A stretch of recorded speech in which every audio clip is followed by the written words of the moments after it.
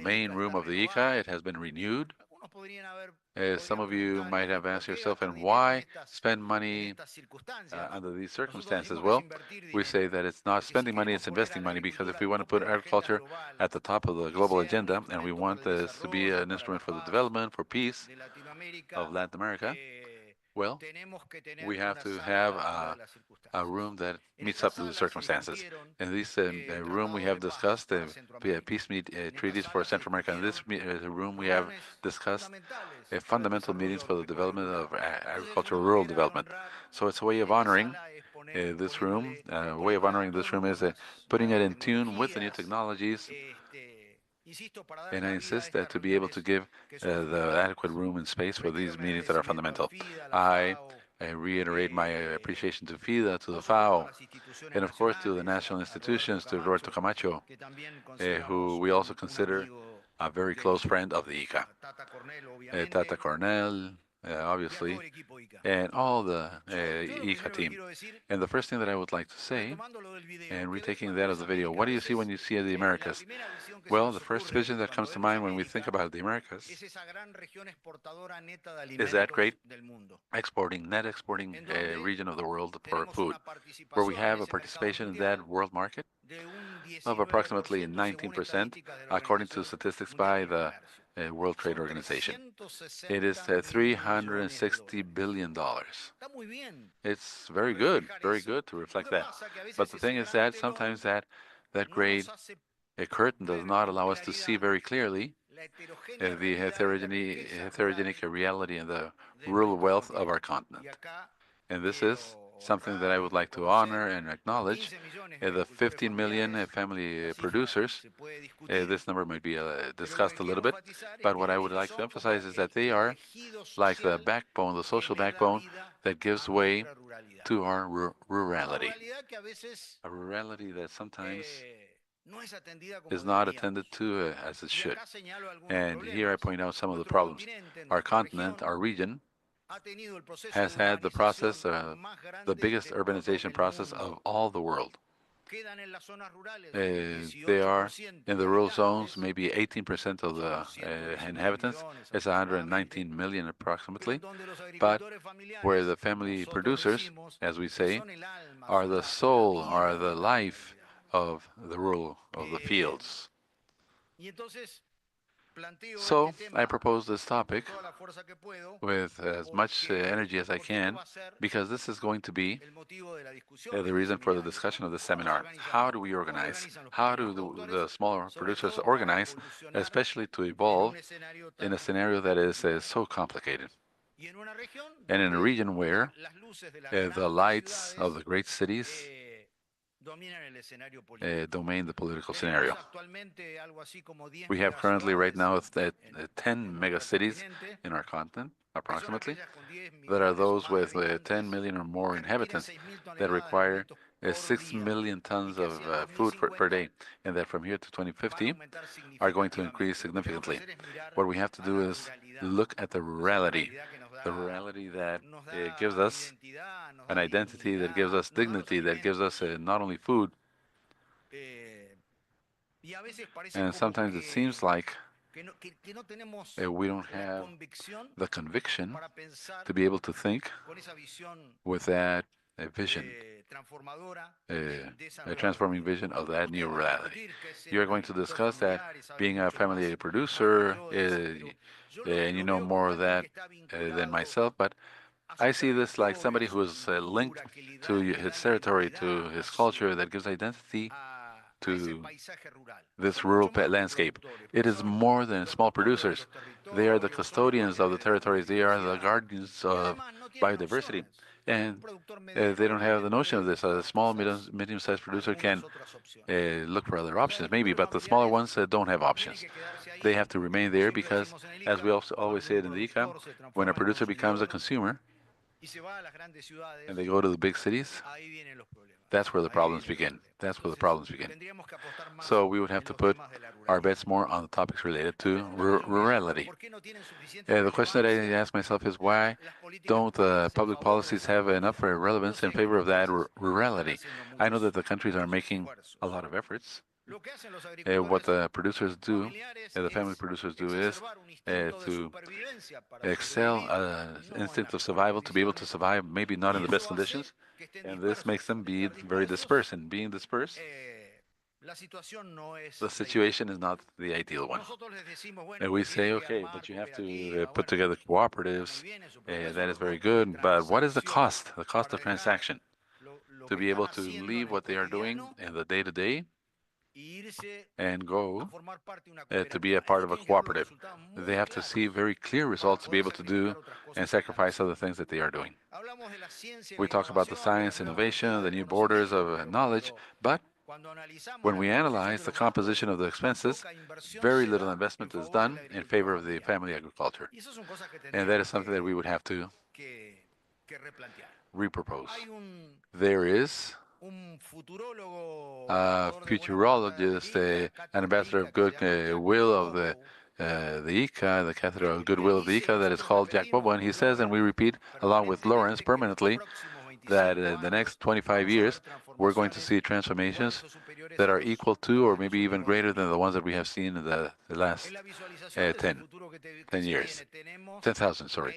In the visualization of this that is upcoming, we have to include the family producers. We cannot leave them out.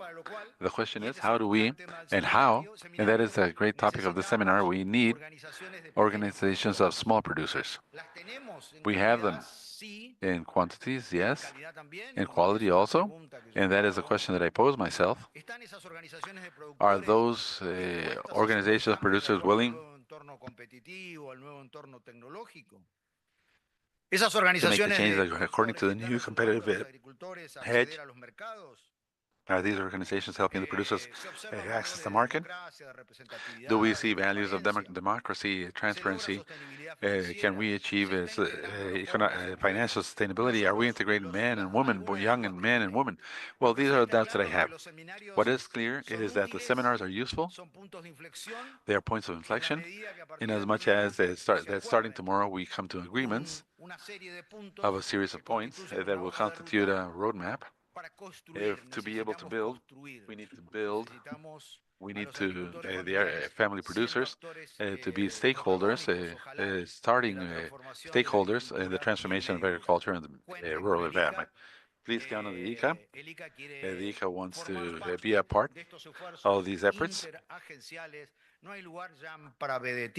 All these interagency efforts, there's no space anymore to work on our own. We are willing to give in, to add ourselves to this because the cause is something that justifies it, and it's in our mandate, it's in the DNA of our institution. Thank you very much. Seguidamente nos honra con su intervención el señor Luis Márquez, especialista técnico regional senior, instituciones rurales, América Latina y el Caribe del FIDA.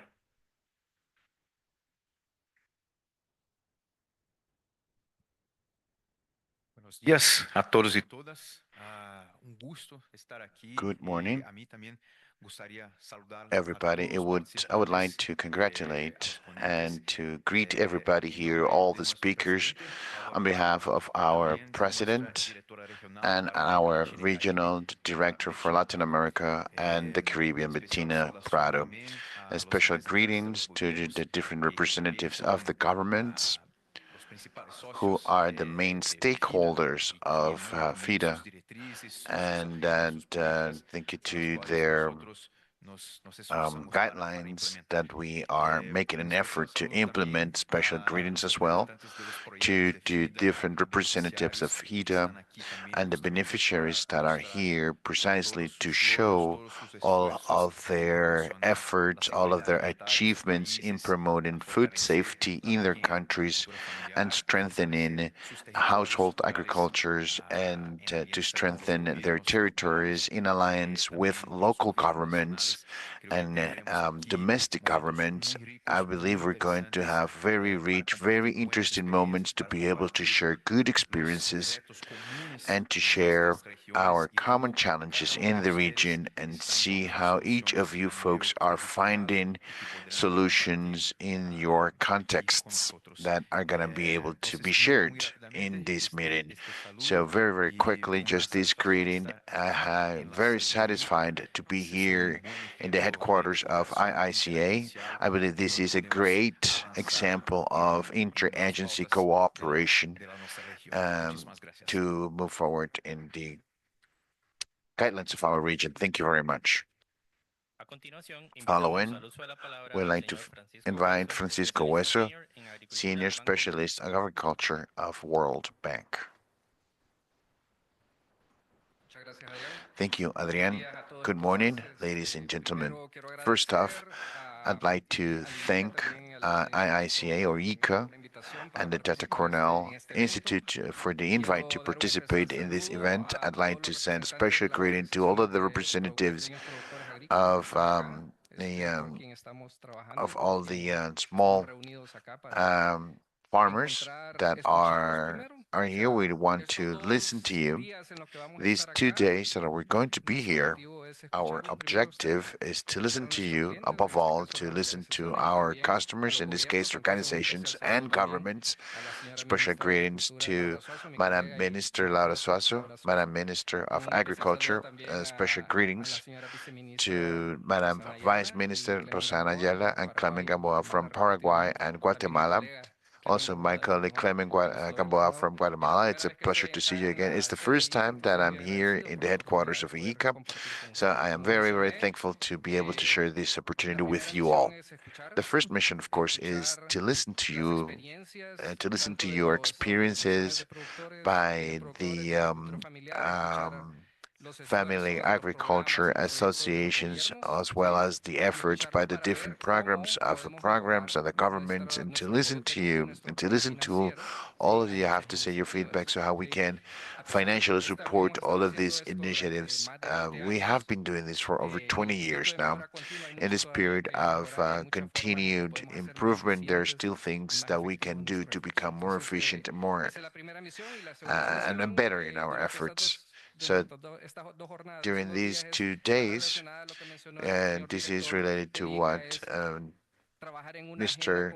Director of ICA mentioned, is to work in a roadmap for the next 2 years, because I believe this event has been designed to take place every 2 years. So let's get to see how we can, let's put our heads together, see how we can work together. And it's a pleasure to be here. Thank you.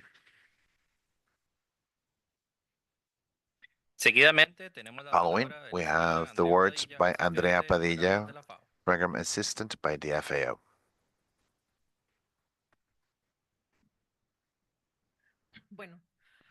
Very well. Good morning, ladies and gentlemen who are here with us today. I'd like to start off by sending my greetings to all of the authorities, the team that made this possible, and everybody that comes from different parts of Latin America and the Caribbean. Special greetings to the different representatives of the organizations which are the main stakeholders for this event. I would also like to thank IICA, the Tata Cornell Institute, the World Bank, and FIDA, and all of our partners, institutions, because they're inviting us to reflect on the challenges that the family farmer associations have. We believe this is an incredibly important initiative because it sheds light on the great challenges that these organizations are facing. We understand that family agriculture is especially vulnerable to climate change and droughts and changes in the patterns of rain, which affects productivity and food safety in our region. Particularly in Central America, we know that we are a region that is vulnerable to these type of events.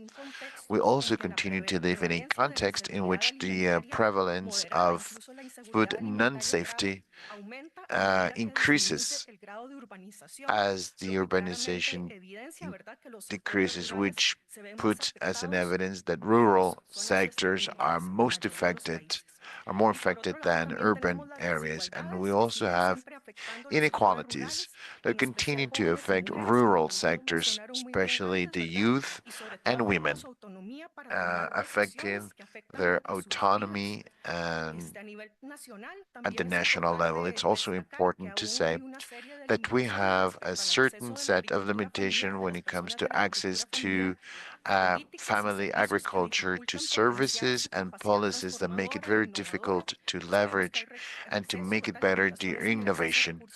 So we know that there are constraints in access to financial resources, not only because of the different mechanisms, but we're really looking forward to minimize those impacts.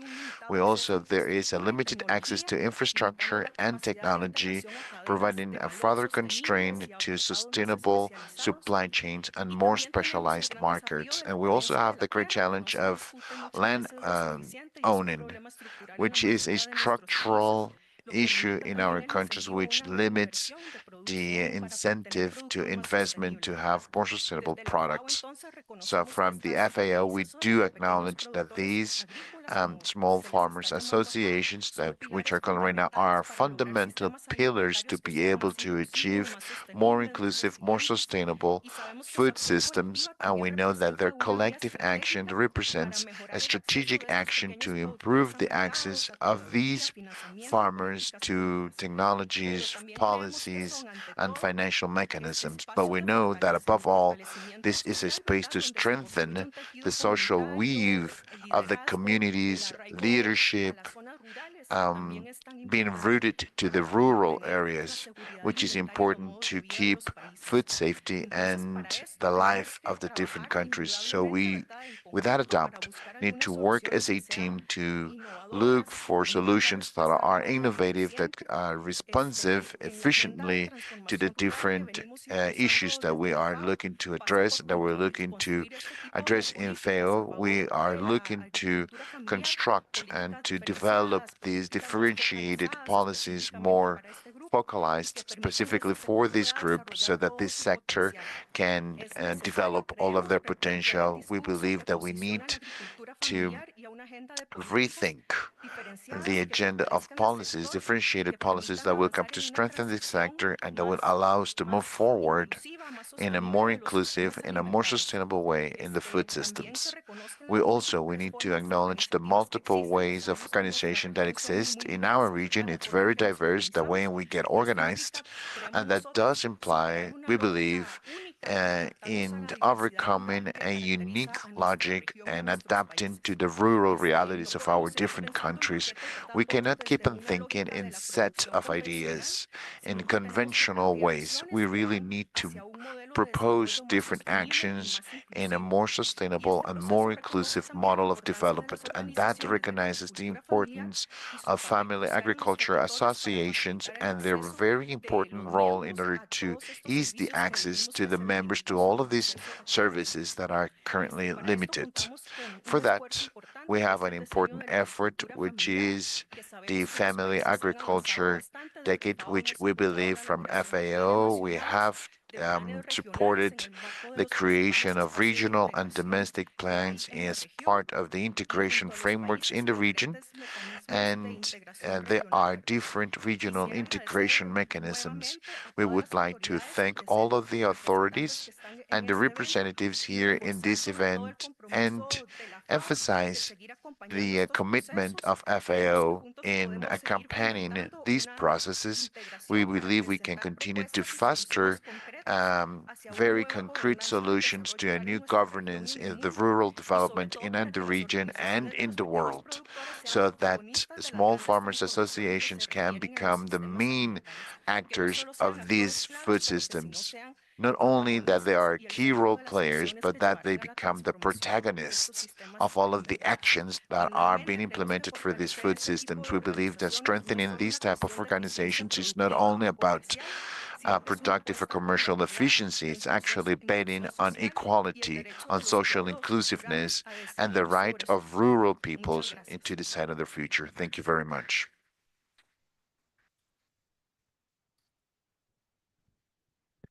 A continuación, cedemos el uso de la palabra al señor Roberto Camacho Montero, director ejecutivo del INTA, quien actúa en representación de Fontagro.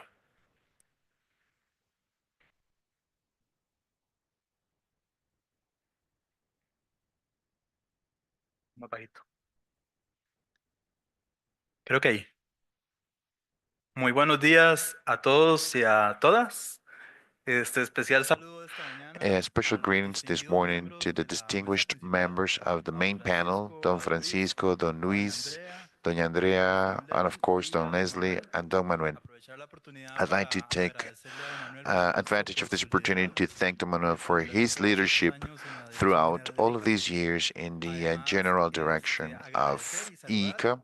a Don Lloyd, And Don Lloyd, que thank se ha you, convertido who un amigo has durante estos become a años. friend Por in these supuesto, years. a Don And of Julio, course, Don Julio, agradecer la presencia thank de you, un distinguido miembro the pues, del presence cuerpo of a diplomatico. member of the Yo siempre me alegro diplomatic cuando hay miembros del cuerpo entities. I'm diplomático always very seleccionados por happy es when we muy have importante porque diplomats contamos in these con su activities. presencia. It's important Sabemos lo to count apretadas que with son your sus presence. We agendas. know that you have Sin hectic embargo, agendas. Nevertheless, permiten o hacen el espacio you para still conocer la manage importancia to de las be actividades de here nuestro to sector. know the A Doña importance Laura of our también, que se sector. conecta Doña virtualmente desde Laura, who Honduras. is Un placer connected tenerla con on nosotros Zoom virtualmente esta from mañana. Honduras. It's a pleasure to have Además, your agradecer, por virtual supuesto, presence. a Also, todas las personas, thank you to representantes de organizaciones de everybody who productores are que están representing conectados virtualmente, pero farmer que también nos associations acompañan esta mañana. who are here on site Bueno, and online. gracias. Very well. Yo estoy aquí como director ejecutivo I del INTA. am the El INTA executive es parte del director of Ministerio de INTA. Agricultura INTA y is Ganadería de part Costa Rica of y the además soy as part representante of the del Ministerio de Ministry of Agricultura y Ganadería en Agriculture and Fontagro, Livestock of Costa el Fondo Rica Regional and de also Tecnología Tagro. Agropecuaria. Fontagro Un is the fondo regional que fund nos ayuda for a formular technology proyectos para in generar tecnología, agriculture. actividades de We investigación are y looking transferencia para to sectores create agropecuarios technology en la región de for Latinoamérica, the que transference creo que of da en realidad con knowledge mucha in the region. visión.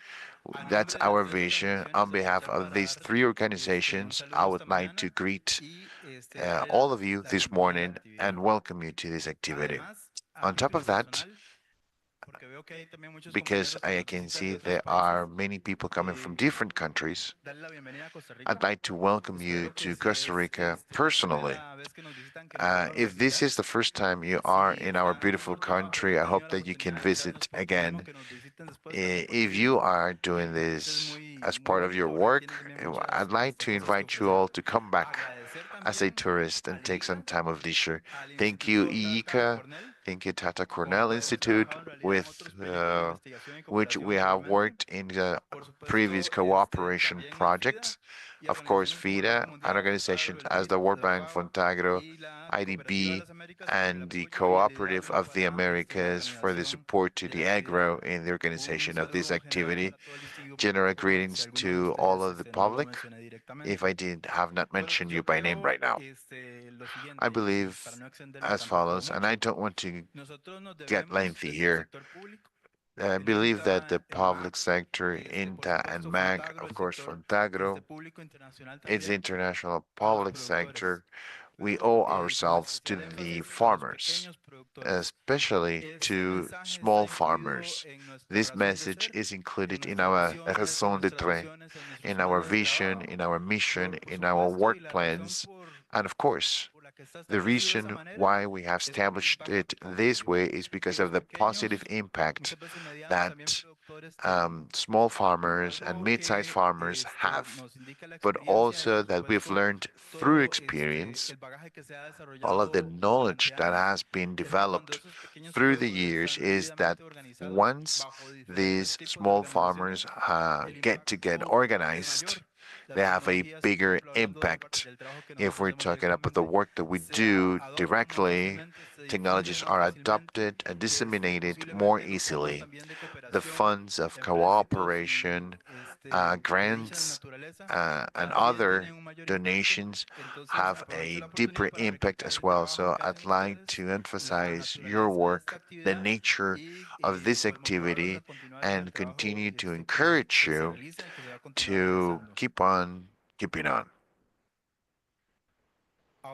Now, from my experience, speaking from my own experience as director of INTA, and working with farmers and with farmer associations through collaborative research, there is a very well marked difference when you approach small farmers that are organized when it comes to creating better results, better forwarding of results, and the dissemination of technology, creation of technology as well, and stuff that is the day-to-day interworks in the research area, but we also can see the access and the impact that credits have, cooperation agreements.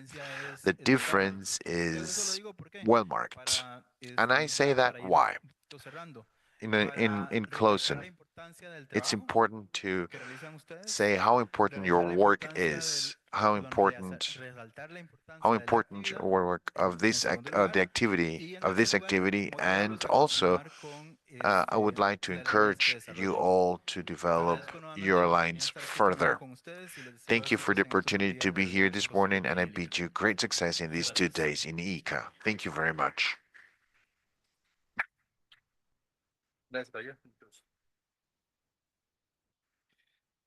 In closing this ceremony, now we give the word to Leslie Verteramo, research economist of the Tata University from the Cornell University.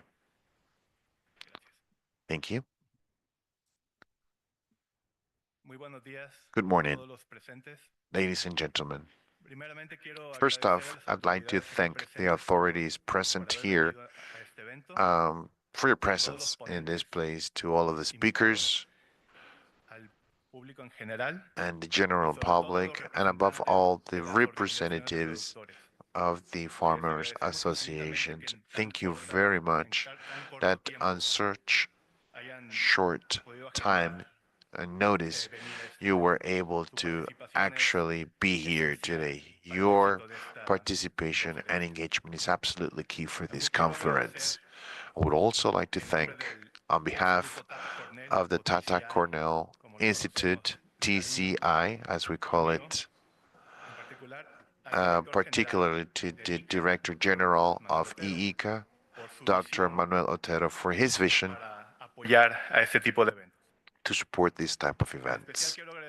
I would also like to thank very particularly to Mario Leon and the logistics support team for making this event possible. I am out of words when I say that without the help of the ICA logistics teams, this event would have not been possible. I would also like to talk a little bit about how this idea came to be. In the TCI, Tata Cornell Institute, we had this idea over a year ago. We had conversations with the Director General, Dr. Pingali, and myself about the need and the importance of researching small farmers associations in Latin America. The TCI has a very ample experience on the research field when it comes to small farmers association in India. It was an institute that was created to research agriculture and nutrition in India. Nevertheless, due to how successful the TCI became, those research investigations expanded into other regions, particularly in the African and Latin American regions. The TCI is hosted by the Cornell University in Ithaca, New York. And well, as I said, one of the research areas that are the most important are small farmers associations. When we had this talk, this brainstorm with Director Raul Pingana and myself conferencia about creating a conference specifically on small farmers in Latin America that would engage and involve all of the development uh, companies and the stakeholders in the value chains. Dr. Pingali mentioned that I should share this idea with Dr. Julio Verdaguer. So I talked to him, I talked about this idea, and Dr. Verdaguer was immediately very enthusiastic about this. And it was thanks to Dr. Verdaguer who summoned this very select group of institutions to create the committee that organized this conference. Institutions are IICA, of course, FIDA, FAO, the World Bank, IDB, and Fontagra. What we can see today is the result of over 1 year of planning. This event, as I can tell you right now, what do we expect from this event and what we do not expect from this event? We expect this event to be an open place for dialogue in which all of the stakeholders and all of the actors in the supply and value chain of small farm association, from associations to development banks. We want universities and providers and vendors. We want to share our experiences so that we can come to consensus priorities in benefit of value chains of small farmers association. What we do not expect from this event is for it to become a monologue. We are looking forward to having you folks as a public engage in this dialogue, in this conversation. This should be a conversation. Please do not hesitate. Do not stop asking questions. This is a time to share your experiences. We're looking to have a collaborative environment amongst all of these institutions. So I beg you, please, if you have anything to say, please go right ahead and enrich us all. We are absolutely sure that this first edition of the conference is going to be the onset of different conferences on small producers or small farmers across Latin America. We're looking for this event to be repeated every 2 years. So thank you very much. And we hope to have your participation and engagement. Thank you. Thank you for the words to the members of the main panel. This is now inaugurated officially, so please take your seats, folks.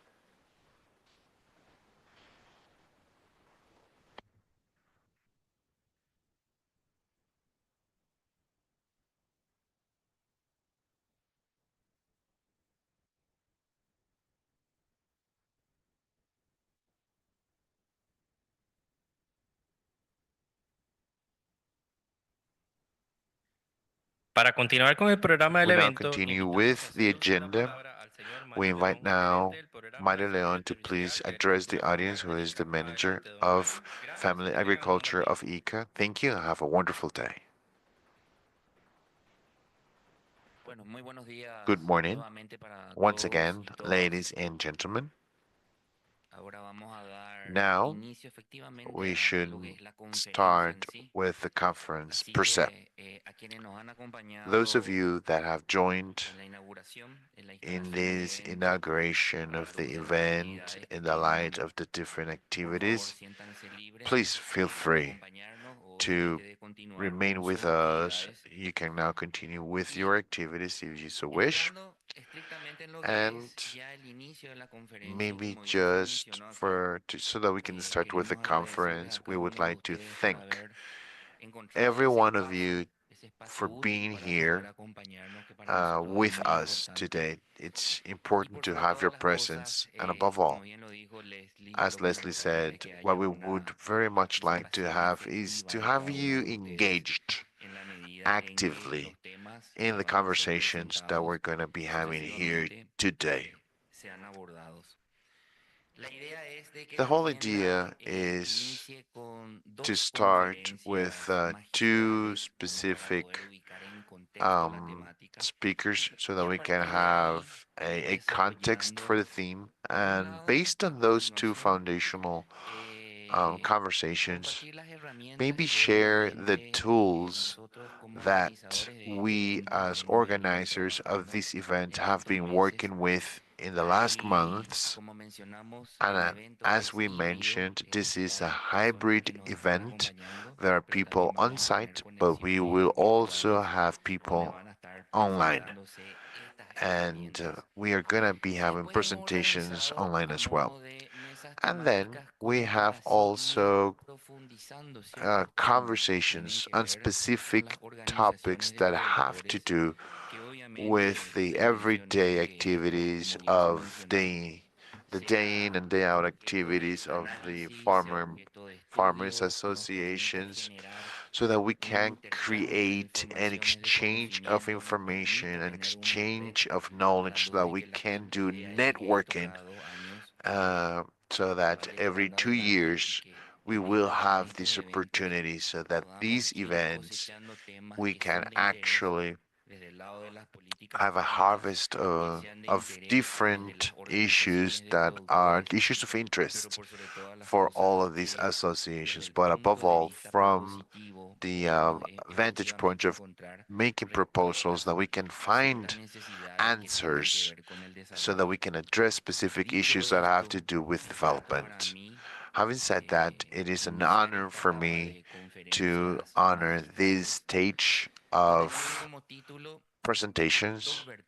We have two sheds. The first, and in general terms, at a very high level, we need to know what's the state of the art of the farmers associations from the cooperatives. On the one hand, from a global vantage point, for which Eric Savarin, who is a researcher of CIRAC in France, is going to be providing that perspective, that global perspective for us.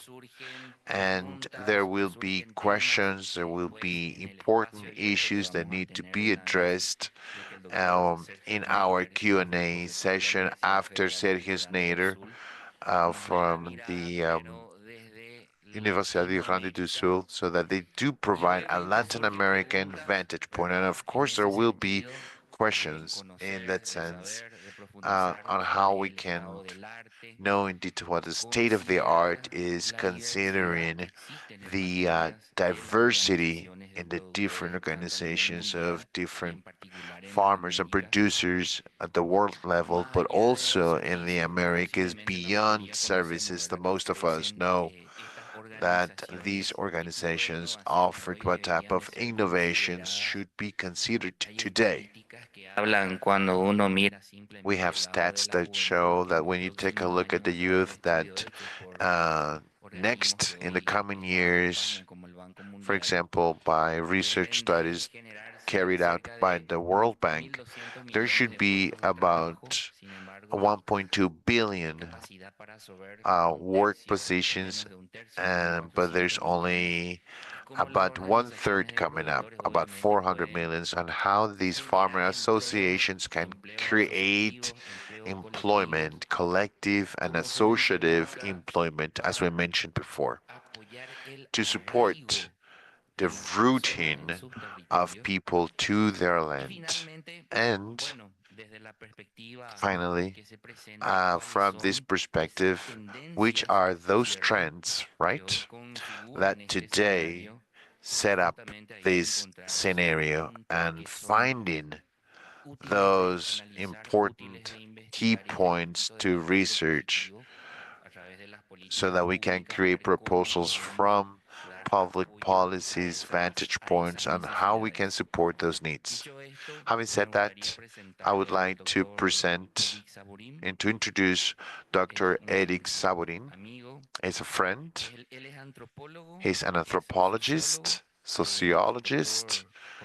He is PhD from the University of Paris, senior research of CIRAC, from the Department of Environment and Societies, the unit of research, actors, and resources for development, is an associate professor in postgraduate program Mater from the University of Brasilia, and he's also a member of a researchers network on territorial development.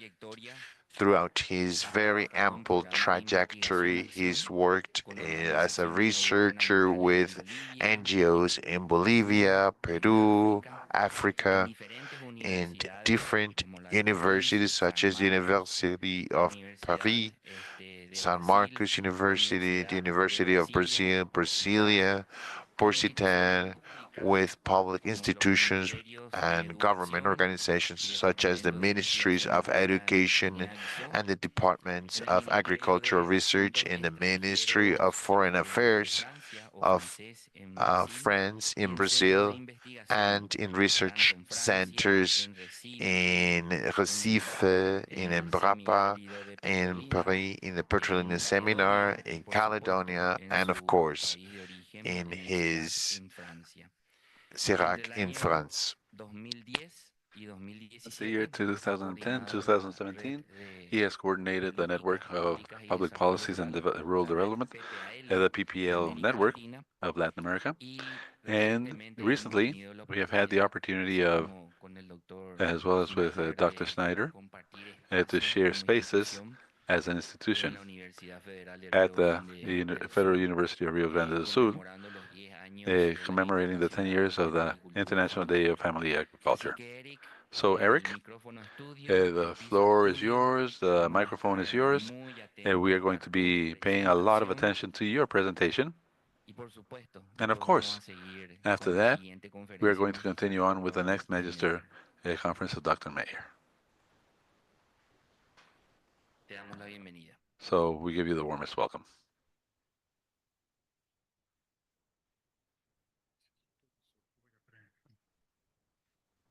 Este es para avanzar, este es para retroceder y este es el láser.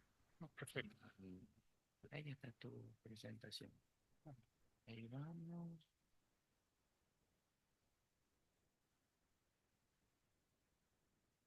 Bueno, buenos días a todas y Good todos. morning to Muchas all of you. gracias. Well, thank you very much, Mario. Y en nombre de Mario And on León, behalf of Mario Leon of the quisiera ICA, I would like to agradecer thank la invitación a for the tan invitation importante to this temática very important del topic ICA, de todas of the ICA, las instituciones of all organizadoras, the y en organizing particular institutions, and particularly Instituto Tata Cornell, a of través the Tata Cornell del Institute Secretario through Sedano, Dr. Messi y Sedano, of the ICA, through general y its general sus director, palabras and of his defensa de la welcoming familia, words related to family el agriculture, FIDA, representado of the por FIDA, represented by Claudio Márquez. Luis Claudio Marquez. Quisiera And I también would like to disculparme also si voy a tratar present my muy mal apologies. el I'm going to español, voy a harm your no va a beautiful ser language of demasiado Spanish. I'm going to try not afectado to por el acento francés have it o too affected brasileño. by the Brazilian or La French accents. temática The que topic me that solicitaron we are being requested, desarrollar that have been aquí es requested to develop here, en 30 is going to be minutos, very es un quick in poco 30 la minutes. situación It is a little bit of the mundial situation, the de world situation. las organizaciones. Yo hablo de Of organizaciones the de organizations, I talk familia about o de organizations of family agriculture, productores, organizations of producers, y tentar también and to dar think also, unas and I'm going to claras try to sobre su also give funcionamiento, a point of view su of evolución, its con basis, its algunas evolution, presentaciones with some presentations, regionales. regional Son presentations. tres partes. Therefore, Una it's going to be three parte parts: histórica, the part of historical context, una parte another part de related mirar las to evoluciones a regionales, view and de evolutions hablar de of África, regions of the world. I'm going to talk de about Asia Africa, muy rápidamente, Asia, de very Europa, quickly que no about es una Europe. situación That is not a del sur, y por situation supuesto of the aquí no countries of the tengo South. And of course, I do not have legitimacy here to talk y about ustedes aquí en Latin la America, sala and you here seguramente van a in the room will tener mucho probably más contribución have sobre much este more tema. contribution regarding Y this. terminando una And tercera parte closing with sobre the third part propuestas para regarding the intercambiar proposals for opiniones the esos 2 to días. exchange in the debate Ambas these next 2 days, propuestas both para for public policy as well as for research and action.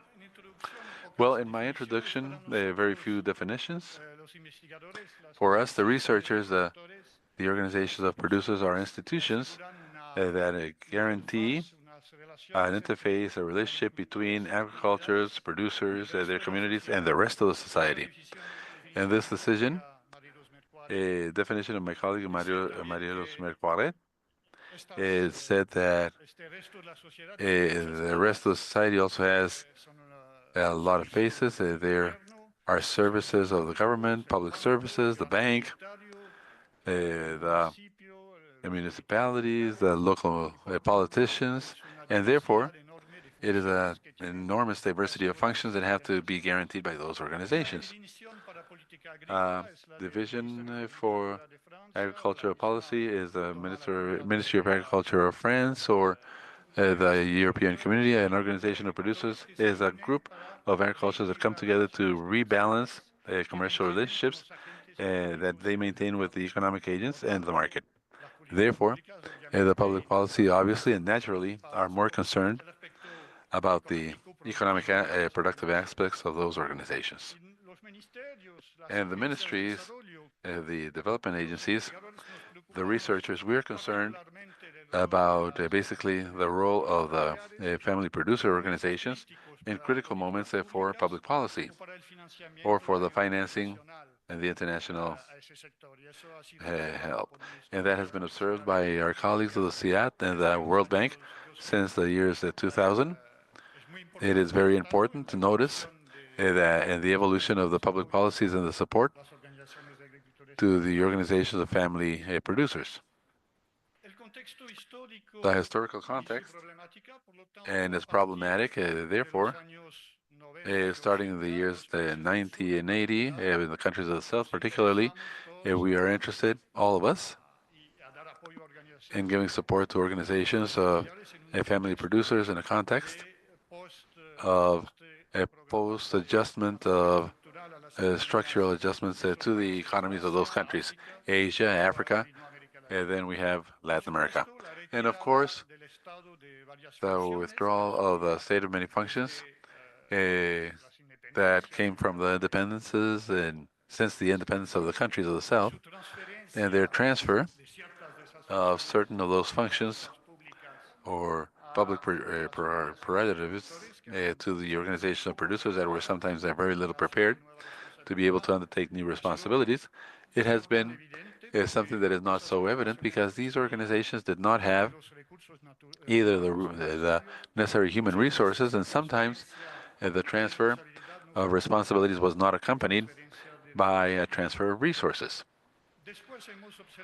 After that, we have observed other zones of mobilizations of support to the organizations of producers in the years 2000, and we have had three very specific axes. A first period in the beginning of 2000 was the promotion of the participation of the organizations of producers to the public policies, or the participation of the civil society to development. And there was a promotion by the United Nations, by the World Bank, a series of publications later in the text that will be published in the memoirs of the conference or to develop and detail those references. The second wave has been a series of programs and promotions for the connection of small producers, small family producers with the markets. At the moment of defining determining a guaranteed agricultural price and the support of governments to agricultural supply chains. There is a series of references that have taken place in the course of the years 2000. And the last, in the years 2000, has been financial support, public and sometimes private public supports, financial supports, through producer organizations or through programs for territorial development, for the payment programs for environmental services, especially in Europe, for the payment in the name of practices that are conditioned to the validation of the multifunctionality of the agriculture production. Therefore, it's a series of compensations that match with waves or periods of leading of the public policies and of the sector of the agriculture. Since the years 2018, 2020, some of the countries that we had a dismantling of policies that supported family agriculture in many of the countries of the world, of environmental policies also. And then once again, we went towards the organizations of family producers. This is very important. It is very positive, but we would have to see how it can be done, how was it called by the organizers of those conferences in a more continuous way, and that it is not only in critical moments. A very important factor that explains, apart from this context that has not always been very positive, the difficulties that we find at the operational level to be able to support and integrate a family producer organizations has to do with its great diversity and its great fragmentation. Here, I present very quickly, and I'm not going to have time to go into details into each one of those, at least 8 different types of organizations of family producers that have not only economic functions but also socials. The indigenous and peasant communities that to still handle the management of water, the irrigation, and so forth. The associations of producers, that is the biggest association in regard in terms of maintenance and equipment of common services, but of services of stores that are known very well. The cooperatives, the groupings, the grassroots and the union, the federations that have representation in both administrative and economic, the organizations of women also that have been fighting for the rights of gender. They have also gone on to fight and to undertake struggles for food safety and agroecology. And a very important group are the groups that we call informal merchandising groups that in common have rebelled with more with heavier political structures, given the conditions of creation and the management of cooperatives and other collectiveness that have taken place in other certain countries. A student of a PhD of ours that finished his thesis regarding the cocoa production chain in the coast of Ivory, determined that these organizations were much more efficient than the previous cooperatives present in the coast of Ivory. Sorry. There are organizations that have grown under the framework of agricultural and livestock productions. For example, specific cooperatives, irrigation organizations. There are organizations that for local development that all around the world are undertaking functions locally, savings and loans organizations, agrotourism organizations, and every day they have more new coordinations, new ways of coordination between the producers, articulations or networks or thematics, the topics related to seeds, the agroforestry topics are very well known, with its expanded audience, inviting other professionals or local politicians, researchers, to participate in the dialogue in these networks. And there I mention only very quickly, because everybody knows that the experience of the special meeting for family agriculture of the Mercosur. In terms of looking at how the world has evolved, and I refer to the job of bibliography, publications of my team that has been working 40 years on this topic of research and action with organizations of family producers and recent international projects. The first The first stage of the trip, we carried it out in Africa, where we were able to see a progression of the autonomy of the organization of producers. As we have mentioned before, starting in the 1980s, and then we had the movements, cooperative movements in Africa, and it was under the control of the state, and many of the functions of uh, organizations of producers were very limited to social actions or trying to look for covering the needs of the state. Starting in the 1990s, we had that transfer of functions of the state to the producer organizations that were more or less voluntary and with some difficulties. Those of clientelism, the national or international organizations trying to safeguard the control of these producer organizations. The challenge of transference of many of the economic functions regarding versus the social demands were growing. So now we have the need for this family producer organizations of Africa to face a new environment without so much regulation as they have known in the beginning, and a more unstable, more competitive economic environment.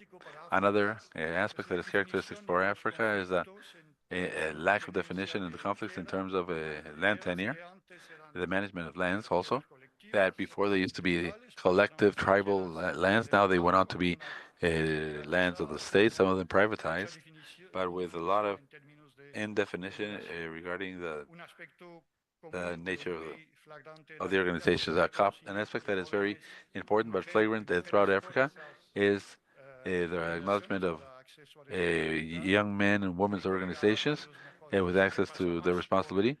And my colleague says that it happens more for the training uh, than the young men and women. There are efforts for regional and continental coordination with three examples: the platform of family agriculture producers, the peasants, more recently, and then the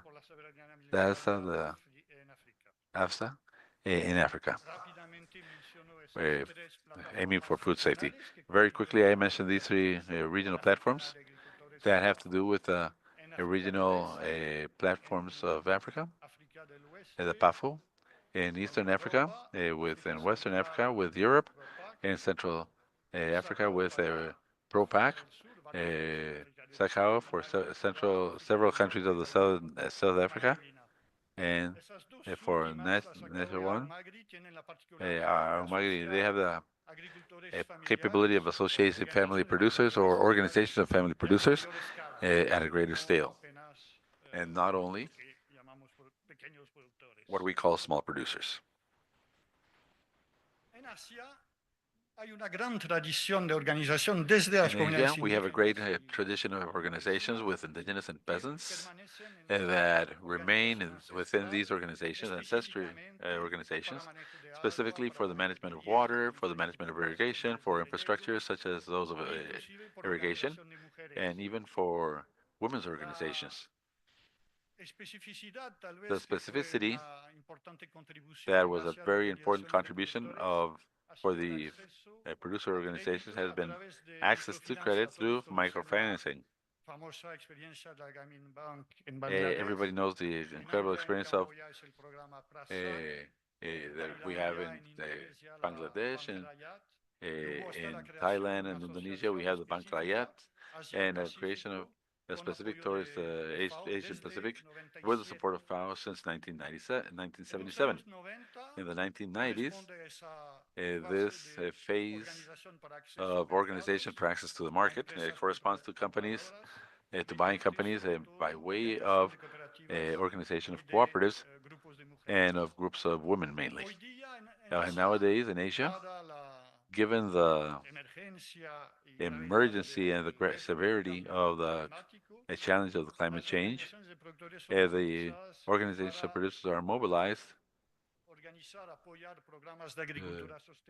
support the sustainable agriculture programs supported precisely by the FAO, by the FIDA, by the World Bank, and by the agroecology with a specific role of Via Campesina.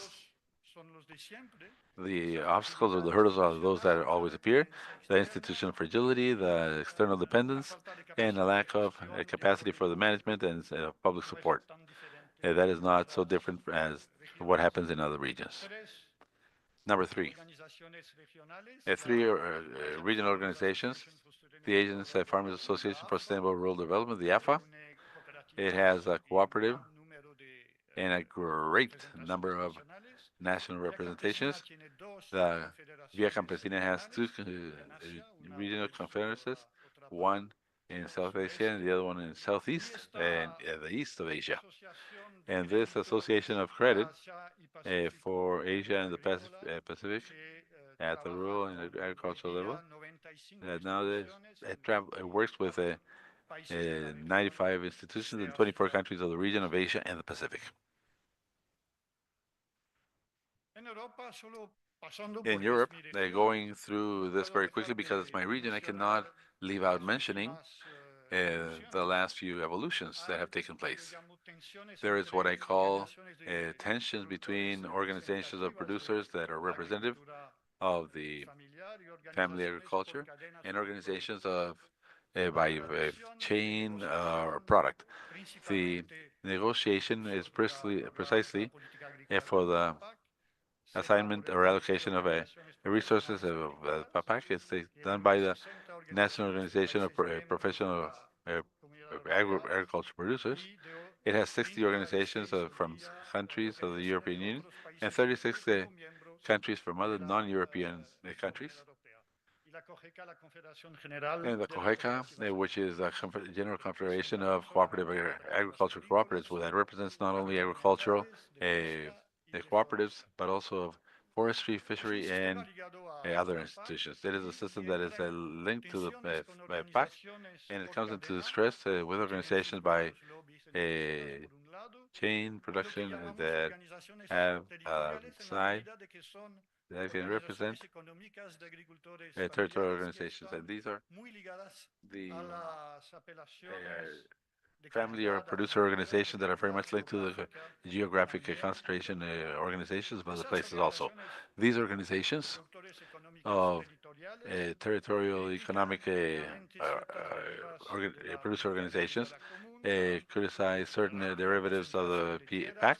There's a high concentration of lands, a non-sustainable agro-industrial model, and what they make accuse is not only a lack of quality of the products, but they are a thorough process as well as the family survival that the country had, and that has been promoted by countries such as France, my country even. So there are stress in these alliances of organizations of producers, more linked to the peasant's life, to Via Campesina, and these territorial organizations. I said that I was not going to talk. I didn't say that I was not going to talk about Latin America, but I would just like to mention to greet because it seems very important because the recent creation of family producer organizations, the Confederation of Family Producers, and I mentioned a few of them here. The last one, the Continental Coordination, the Alliance for the Food Sovereignty of Latin America and the Caribbean, that had its third continental conference last year in Santiago of Chile, bringing together representations, regional representations of 36 different countries. And finally, to introduce the debate that we will have throughout these next 2 days, some of the proposals and provisions for debate in matter of public policy. I'm not going to present anything new. I am just going to mention here that it also exists in certain countries under certain circumstances. The first is very important, and it seems to be to guarantee through these producer organizations the management of common assets. And this means the access to the titling and the guarantee of common use of common land, as well as collectively or individually privatized. There are programs that prevail in Latin America, and there are some are still missing in Africa. The projects or for the access and management of these natural resources in an individual manner or collectively, but also always with the possibility of having group production forms that will allow the life, the quality of the work of the family producers. We had an example with a project for exchange regarding facilities of producers between France and Argentina, and Uruguay, sorry. And what they were looking for was to find the way of understanding the organization of the European family producer organizations with three or four different producers that bring their lands together and the groups of producers exploring together, for example. The ways of adapted associative credit that are for family credits to finance the common assets, and also, and of course, to those that we mentioned and that is always missing, the measure for support and training to this management, not only of the organizations themselves, but also the access to public organizations for the merchandising, and the particular need to be able to have the most vulnerable populations and young men and young women and women also protected. And the second access that exists in many other countries but are still not enough are measures to be able to adapt standards, sanitary, commercial, judicial standards to the specificity of the organizations of the family agriculture and of its entrepreneurships in terms of policy, in terms of size, in terms of specificity or manageable. They exist already, but they are insufficient. Only guarantee systems for origin, for quality, the product, the prices, especially to improve the conditions of access to the market, the standards for certification, participative certification, or for social control of the social organizations that exist also here in Costa Rica, in Brazil particularly, the public purchases at a guaranteed price through family producers that have been developed in many countries of the Americas, and undoubtedly they have also been transferred thanks to the FAO, to the support of the FAO and other institutions in Africa, and devices for contention that are more adapted and less bureaucratic. And to finish, as a researcher, I am not going to leave out uh, some of the ideas for the possibility of research. The organizations of family producers find new challenges that have impacts and effects that are brutal and very quick. They have very little availability of time and human resources to be able to face these problems in real time. And we have to acknowledge that both the academia as well as the public policy managers do not have easy nor universal solutions to all these challenges. Although we always call upon the scaling, and we know that there are solutions that are not transferable from one place to the other. So therefore, we believe that a proposal would be to organize ourselves like agencies so that we can work together at the scale of the stakeholders that have access to solutions, the organization of producers at a local and territorial level, and the governments, and the researchers also.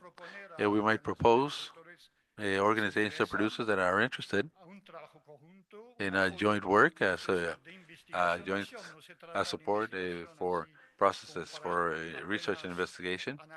It's not just to investigate for the sake of it, but it's not to analyze and don't take the results in to the facilities, to the organization, sorry. If possible, at three levels: territorial level, national and regional, and through diagnostics, collaborative diagnostic with organizations and the interested stakeholders, starting taking off from their demands, but also taking off from the new and current talent. The collective action for the climate change, which is possibly one of the most difficult topics of the future, the digital tools, the renewal of responsibilities and of the generation of gender at the level of these organizations. A possible general objective would be precisely to co-build and to share the comprehension of the facts, the reality. I listened to very recently in Brazil and Uruguay, not only academics and politicians that had the impression that they already knew it, their social bases and the organizations, but also certain leaders. So there is a need, surely, of verifying what are the expectations, the reivindications, but also the conditions and the values that go through those parts nowadays of the organizations of the family producers for concrete operational translation and for action plans. Possible conflicts that might be discussed.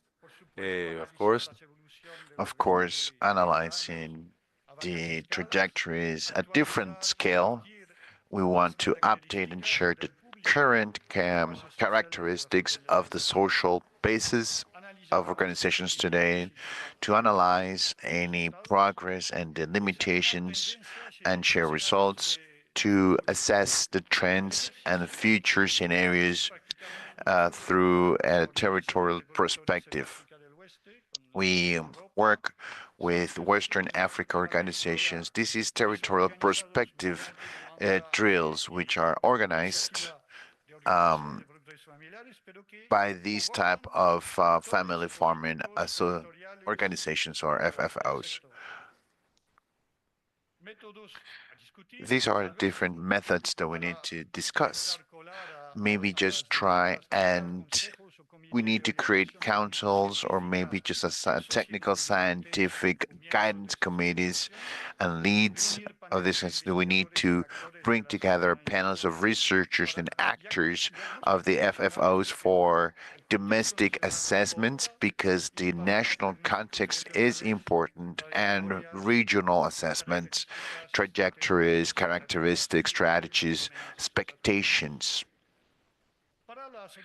for the organizations that would like to have or that would have an interest to go beyond with an research action focus, mobilizing their own bases, and at least maybe just a consultation process with those bases is using the results of these research actions for to train the teams and the cadres of the FFOs, but also the researchers and public policy managers.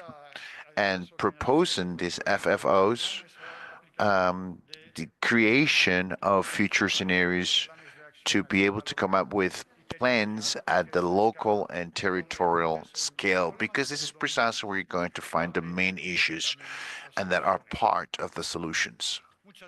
Thank you very much. And I hope we will have the opportunity to discuss this in the agenda. Thank you. Thank you very much.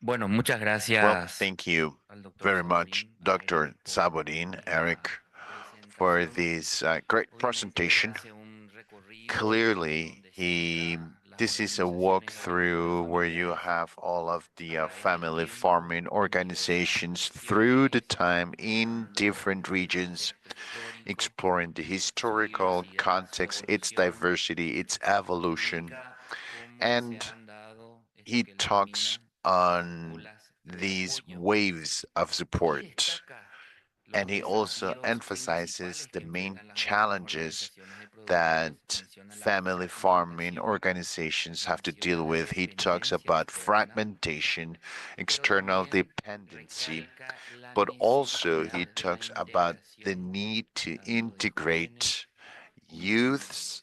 and women into these Destaca initiatives. las tendencias He en talks el also África, en of the Asia, en trends Europa, In dando Asia, in pinceladas en lo Africa, que es in Europe. América He Latina, has a hablando broad también stroke de for Latinoamérica. Latin Él va a America, presentar o hablar de esto and our next y speaker is going to speak on that. hace una sugerencia, And he digamos, does respecto a provide cuáles an important cuáles suggestion deberían de ser esas about políticas which públicas should de be those investigación y research de acción public para policies apoyar in order to a esta support a este this conglomerate of groups of these FFOs, providing an emphasis on specific approaches, cooperative, collaborative efforts amongst farmers, their organizations, the researchers, and above all, the importance it has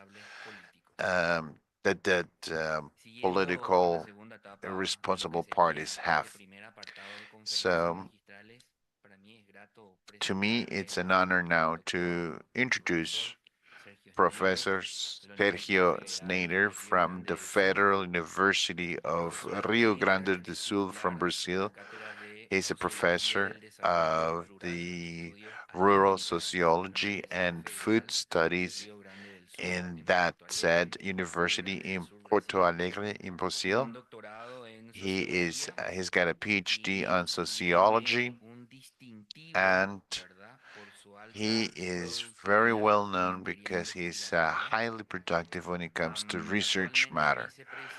He is the vice president of the International Association of Rural Sociology, and ever since 2019, he's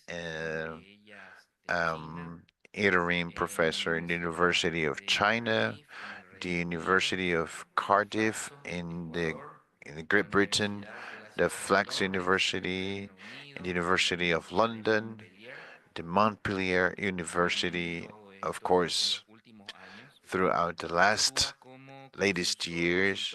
He also is a consultant for different organizations in the UN system, such as FAO, the WHO, and for various different unions and farmers cooperatives in Brazil and Latin America.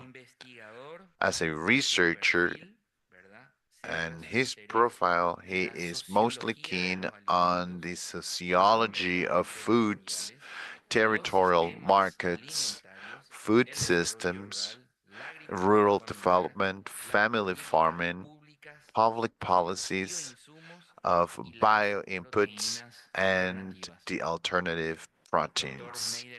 Dr. Snyder, it's an honor to have you here. You have 30 minutes for your presentation, sir. Good morning, ladies and gentlemen. Thank you very much for that very generous introduction, Mario. It is an honor for me to be here. It's the first time that I'm here in ICA. I've, however, worked with ICA for many years, but it's the first time I'm here. So I am going to talk about some of the discussions that have been proposed.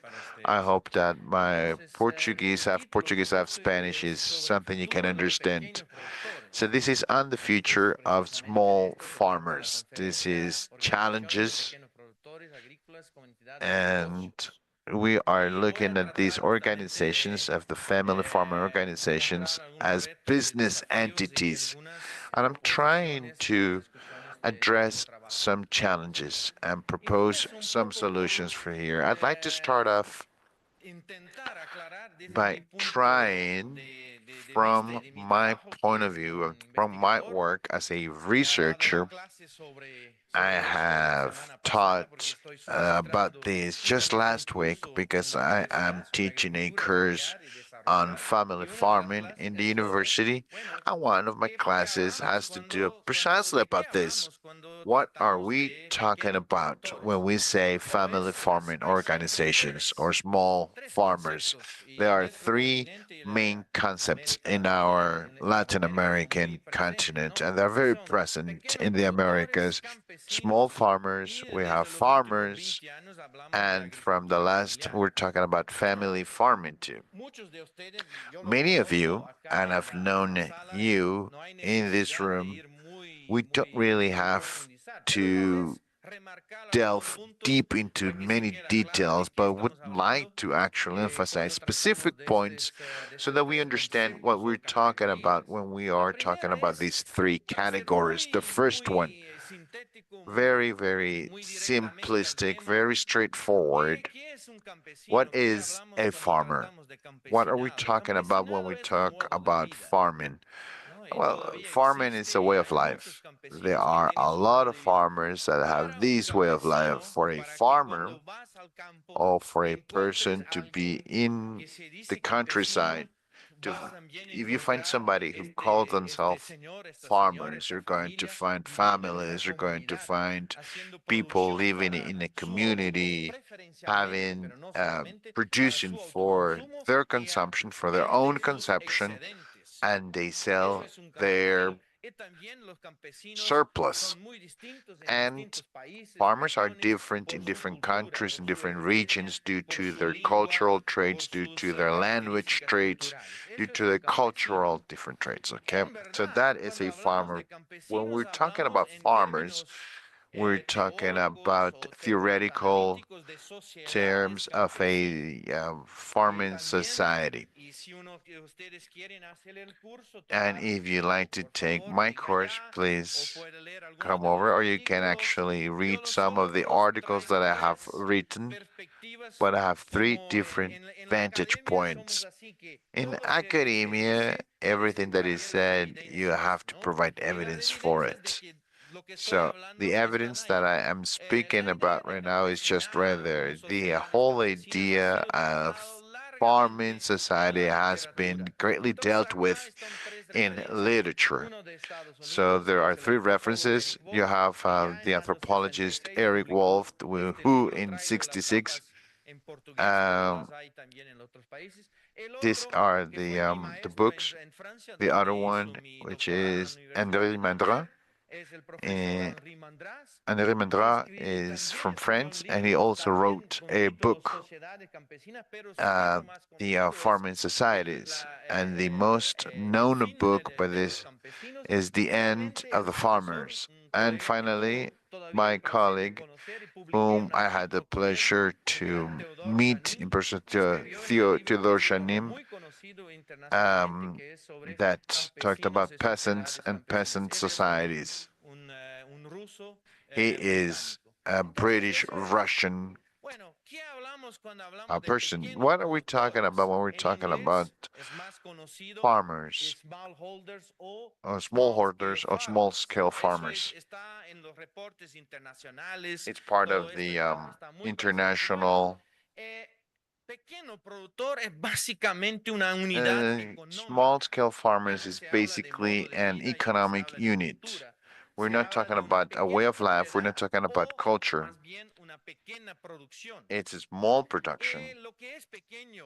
It's not small, well, there is a variance on size. For example, in Brazil, a few years ago, we talked everything that has 50 hectares. 50 hectares was a small scale farmer, but that in other countries is actually mid-sized. When I'm talking about, and when I'm talking in China, farmers in China have 0.4 hectares.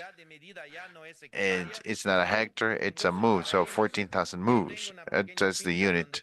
It's a small farmer where I have my agroforestry system with 2 hectares. To them, I'm a landowner.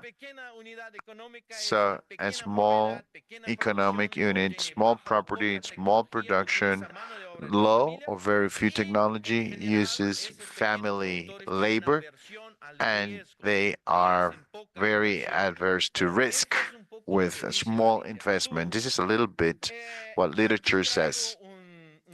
Here, I have a slide that I took from Syngenta. But as you can see here, how can I use here that they published this and how they understand small-scale farmers. They start with subsistence smallholders, and they have semi-commercial smallholders, then you have commercial smallholders and advanced farmers. So you come from the smallest to the largest. In this general vision, what happens is that smallholders, subsistence smallholders, are disappearing. When we're talking about small production, People think that because they're small, they're probably not going to make it in the economy. And that's why when we talk about this in our continent, in Latin America, we have the discussion is one of the innovative continents when it comes to creating and disseminating family farming. You can go anywhere in the world, there is no region in which people speak so strongly and so reputable on family farming.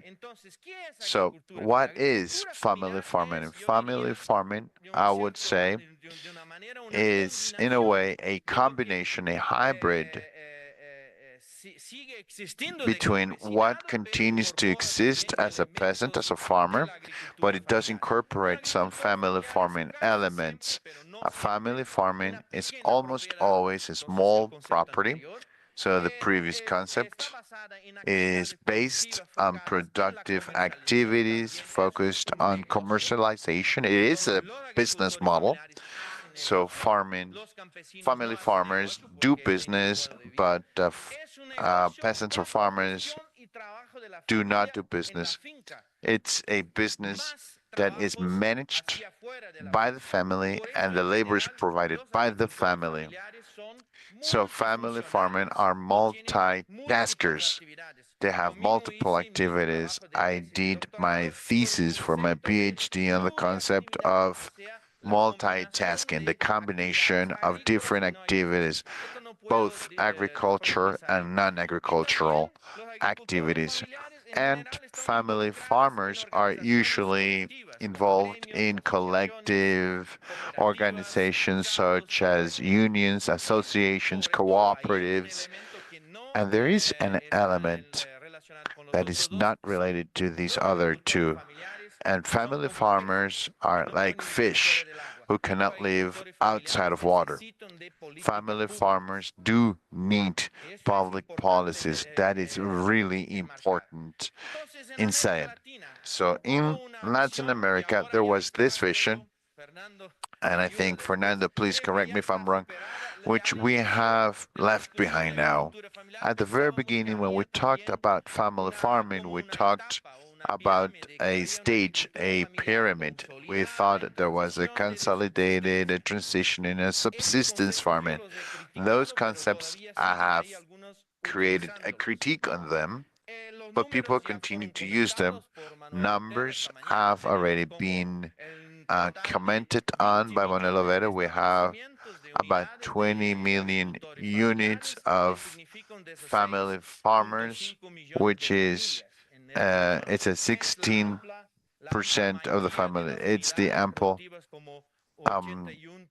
It's at 81.3% in the region. This is the most recent definition coming out of FAO. Family farming is a way of organizing which is managed and worked by a family and depends mostly of the capital and the labor of their members. It's a family company, so to speak. There's some other data that I have talked on. What's really interesting maybe is just providing a framework for this discussion, the discussion on family farming in formal terms. Countries that have created institutions and laws are way more in South America. And in certain countries, there are statistic censuses to make a difference between family farming and non-family farming. That's an important advance. But for our region, I would say for Latin America particularly, you cannot speak on rural advantage or rural development without talking about family farming, because family farming, and it has already been said this morning in the open ceremony, is simply the most important social group that is part of the identity of our rural areas.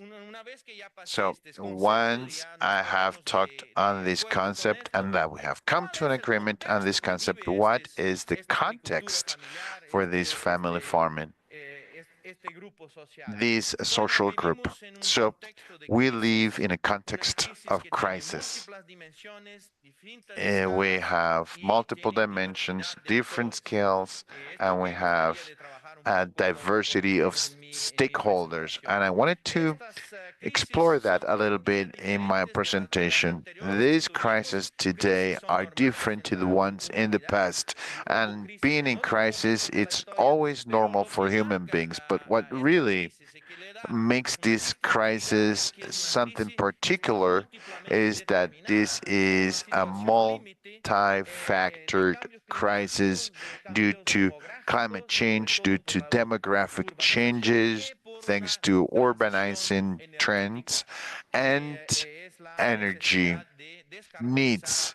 And we need to decarbonize our energy base. So this context, I got 6 important points, which are my assumptions to try and find what is family farming in this crisis context.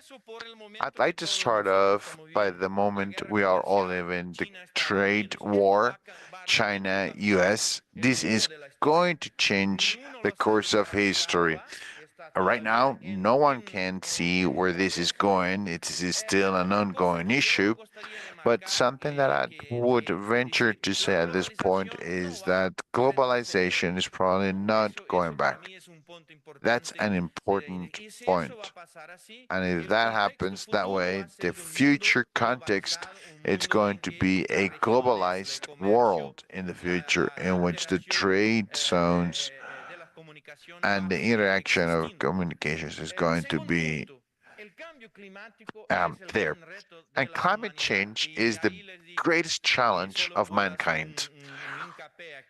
And I'm just going to provide, we are already losing the war against mitigation. My perspective on the reports that I have read, and I'm going to speak a little further in that, is that we can no longer mitigate climate change. We can no further mitigate and have an influence on emissions. What we've got left to do as human beings is just adapting. And that changes the perspective, changes the perspective. The governments mostly had to take this survey. Third, in a multipolar world, uncertainty will be a lasting factor. It's a structural, systemic element of the coming years. We no longer know how things are going to be the day after, the year after, the next decade. This is something that we need to learn how to live with. Uncertainty. This is a big, big challenge. When it comes to social terms, there are 3 main changes that are affecting the world at the moment. And they're going to have consequences, effects on rural and family farming. The first issue we need to address is demographic. The population is aging and is more urbanized. And then technology. There is a strong digitalization process that is barely starting the effect of artificial intelligence, AI. This is going to change employment, the way of working radically in the coming years. And the third one, but not less important, is diversity and acknowledging identity of people are going to be the main vectors of political struggle, class struggle, union struggles, state struggles are just giving now place to individual struggles. And in this context, the state and public policies are overly crucial and more critical than ever before. So, absolutely, absolutely crucial. And the sixth point, global governance of institutions need more cooperation and less competition. And this is what I'd like to cover in my talk right now. How does this affect the rural farmers? I don't know if you've heard this crisis, the perma crisis or permanent crisis. I'm sorry, I did not translate this. This is a situation in which there is not a perspective to get out of. There is successive waves of crisis that are always going to be present in our future. So this first point that I'd like to make here is the demographic factor, people. And here we have a table that shows the assessment of world population, and this is a recent research study by the World Bank disseminated last year, is the decrease of fertility rate. Globally, there is a decrease in the fertility rate. That means that there are less children per household, and that is going to continue to be the trend in the coming decades of this 21st century. And this is something that is historically new. Fertility rates are exactly the same in the rural context as in the urban context. There is no overabundance of labor, cheap labor in the rural context as you could find 20, 30 years ago. This is a strong change, and according to this data, it will continue to be so around the world. The big problem that we really do have, and I'd like to speak a little further in this, it's climate change.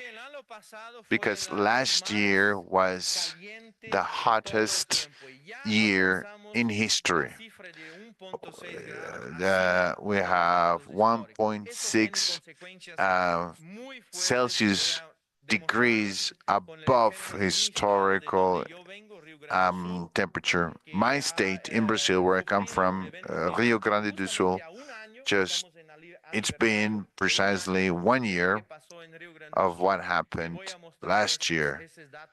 So let me show you that data, that disaster, and with great, great losses in Rio Grande do Sul due to the climate change and this heat wave in the center of the country that didn't allow for the pressure of Antarctic to come here, and this provoked this disaster. This is Porto Alegre. You can see the city. This is exactly 1 year ago. Exactly today, 1 year ago. I was unable to even come back to Porto Alegre because I went there to be speaker, and I was finally ready to stay, having displaced ourselves or having moved by car in Porto Alegre. So here, 178 people. There are still 36 people that went missing in the rural context. This is something. This is landslides. This is a reality that happens here in this country because in most cases, family farmers, small farmers, are in areas that were probably not taken by large fincas. I have visited just yesterday. I went to visit dairy producers, and this is just 66,000 slides. As you can see, it's a total destruction of people's farms. How can you even start to rebuild that? This is another picture of the animals. This is rural extinction at its best. And as you can see, climate and agriculture, it's a big, big vector of changes that we need to concern ourselves about, because what happened in Rio Grande do Sul can happen somewhere else. It might not be just too much water, it might be different phenomena. For example, in the center of the country, it was with wildfires. So the effect of the panel on climate change has estimated on this change is a decrease in availability of the crops, increase, and we have pests, we have diseases, and we have an increase in the price of food. One of the main issues we had to address in Brazil ever since the government in January, and the government is under a lot of pressure, is precisely inflation in a country in which the big discussion debate, how can we have such a powerful and how people are suffering with the price of beef because Brazilians love their churrasco, their barbecue, the price of eggs, that's expensive. So how are we going to understand that? How can we continue to export? Emmanuel Otero says we are exporters of three almost 400 billions in our region, but we continue to have issues with food safety, and we believe that climate change will continue to make this worse. And for my proposals, we have three core challenges for family farming: working more in cooperation, improving dynamics of the markets, and thirdly, innovating regarding the access and the use of technologies of telecommunication, of the ICTs. We need a change. We need a change for what? We need a change to produce what we've called transforming transitions. There is a very large international literature. They're talking about transformations. It's not only about a transition. You have to transform, because if we continue to do more of the same, we know that we won't get out of the crisis where we are. But there is not a systemic, a structural change overnight. There cannot be disruptive. So the concept that I have, the idea is that we have transitions towards transformations so that we can do it sustainably. How to do this? Well, I have guided my perspective because of a concept that I have developed in the economy. That is the idea of missions. There is an author, an economist that is called Mariana Mazzucato that has worked on this idea that we have to establish missions. We cannot do everything anymore. We have to choose our focuses, our topics, and this is something that we have to do in agriculture, and especially in family agriculture issues. What is the mission? The mission for me is the food.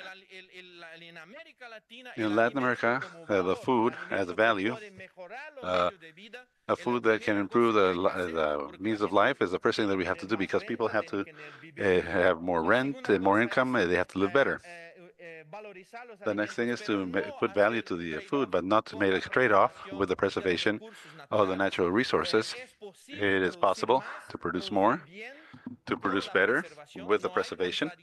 There is no contradiction between producing food, preservation, sustainable development, and especially the promotion of justice, social justice, at a more broader sense.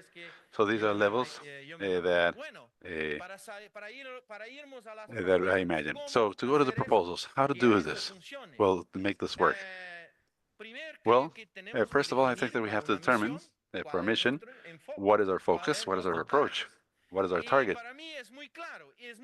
And for me, it's very clear, very simple. Very simple for me. On the one hand, to develop capacities, more, therefore, and on the other hand, less vulnerability. So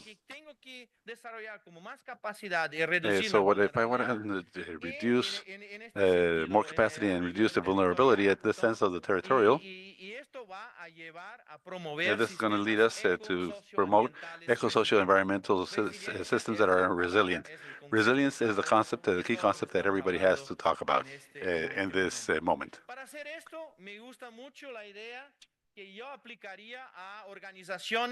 For this, I like the idea that I would apply to business organizations, like is the topic of our seminar of family agriculture and others. The strategy 5R, the 5R strategy, which would be redistribution. Yes, yes, we have to redistribute the wealth. Second, through the recognition. A lot of people want to be acknowledged or recognized for doing it in terms of identity. Third, restitution. In our continent, we have many populations, traditional populations, original populations that need to have restitution of their rights, especially those the social groups, the ancient social groups or indigenous. Fourth, regeneration. We have to be concerted. We have done a lot of damage. We have to regenerate. The concept of regenerative agriculture is already there on the table. And finally, resistance. Resistance of what it is that we don't want to do. Múltiples, en verdad, no es una what is the única, strategy? pero Multiple, múltiples. Y yo creí en la to be idea true. que voy a presentar And por I la believe the primera idea that I'm going to present for the first time, llamamos la estrategia and I call it the strategy, the 3D strategy. My colleague has elaborated the 5R. I have elaborated the 3D. The 3D is very simple. Diversification towards inside the farm. Diversification of the productive systems. Second, a distinction to treat each family as something different. When you go to the rural environments, you visit the producers. You know that one family has 3 children, another one has 5, another family has the grandparents, the other one doesn't. So each family has to be treated with distinction to understand the diversity, especially of gender and of generation. The young men, the woman, the different, the young men and women, and the women. Third differentiation. We don't want homogeneous rurality. We don't want a boring rurality or monotonous rurality. We want a rurality that maintains our landscapes, our territories, and the beautiful beautiful photographs or videos that they projected this morning. I loved it. And this diversity that we have in our continent, we have to preserve it because it is the main asset that we have for the future. That is going to take us to the future because this rural space has a lot of possibilities. So this is the 3D strategy that I am proposing that is complemented in this sense. How do we apply this to the practice? Well, to the field. Well, there is what we have to present to the unions, to the groups, to the organizations, to diversify the systems with added value, more markets, and finally, more resilience. That's what we need as producers. For this, we need an agenda of innovation. Innovations. We cannot continue on repeating the same thing, doing more of the same thing. We have to go beyond that and focus on the farms. So, 3 things. More and better markets, innovation with reduction of costs. The agriculture became a very expensive activity. It's very costly for the producers. There's how to do it. And the insertion into technologies that are 4.0 technology, sorry. How to do that? How do we take the farm and we say what it is that it produces, how does it produce it, and how can they manage that? How can they administrate that, the management? So that the product, for the product, we have strategies for cost reduction. There are some ideas already. Soil management, seeds, machinery, bio input, good sanitary practices, and so forth. At the level of added value, the transformation of the raw material that is produced by the producers. Like, for example, how can we transform the processing pulps, essences, and new products, cookies, marmalades, jellies, jams, and jellies, agro certification for traceability, an agenda that is already very well known. The management, access to the markets, which is my topic of main concern. I am convinced that that is the main link that we have to look for. The management of cost of production. The producers have to understand better how they can manage their unit or economic unit. And the topic, the profit, the wealth that is generated will go out because of the topic of related to cost of production. The producers have become very dependent of external input. seeds, fertilizers, all this. And when we have to deal with all this at the end of the process, there is very little left. So there we have the topic of logistics. Many producers are isolated. They do not have a way of coming to the markets. The producers do not have channels, sales channels. So the products in general are bought. They cannot sell. They have to sell at the prices that are fixed by the buyers. And finally, adaptation of the commercialization to the production systems and integration in marketing and buyers in intercooperation. Well, these are some of the ideas, and surely we could expand much more, this list much more. And for me, the center here, there is no family agriculture without cooperativism. This year, we are in the year of cooperativism. And I have done my biggest efforts as much as I can in working among organizations of producers and cooperativism. In Brazil, this has grown very much. The census have indicated that the cooperation has grown very much. I don't know how it's happening in the other countries, but cooperativism is a strategy to overcome the topic of transaction costs, laws, policies, because individually the agricultures are doing this. Access to the markets, so as I was saying, to be able to promote the innovation. And finally, to close, what are the policies? And for these policies, possibly a governance is necessary. And the governance, well, as you know it, it is the consultation, the dialogue between these three great stakeholders. The stakeholders that we have there on the screen. The public stakeholders, the state, the society, the organization of the society, and there is no way of doing this going out. We have to talk with the market. We cannot leave them out, the market stakeholders. So the concept of family agriculture is a concept that is already producers that are integrated into the market. So we have to have and discuss this topic. There is no reason why to put it, leave it aside and not talk about it openly. We have to talk about the market. And how do we do this? Well, we have to think that this governance is going to be with a participation. Surely, we need regulation. And please forgive me there, the word compliance that is turned off, and responsibility. We have to have agreements. We have to have securities for these things to be able to work. So, how do I think the public policy? I think about three types of public policies for this type of state agricultures or producers in this concept. In this, our continent, the component of redistribution of the public policy, for me, continues on being fundamental, and especially for family agriculture. So the state and the society, so the state and the government have to redistribute part of the wealth that is generated. We have a very powerful agribusiness in this continent. We have a policy of exportation, and we have to put it in our society so that part of this resource, this wealth that we have, is going to the sectors that are the weaker sectors that require the support.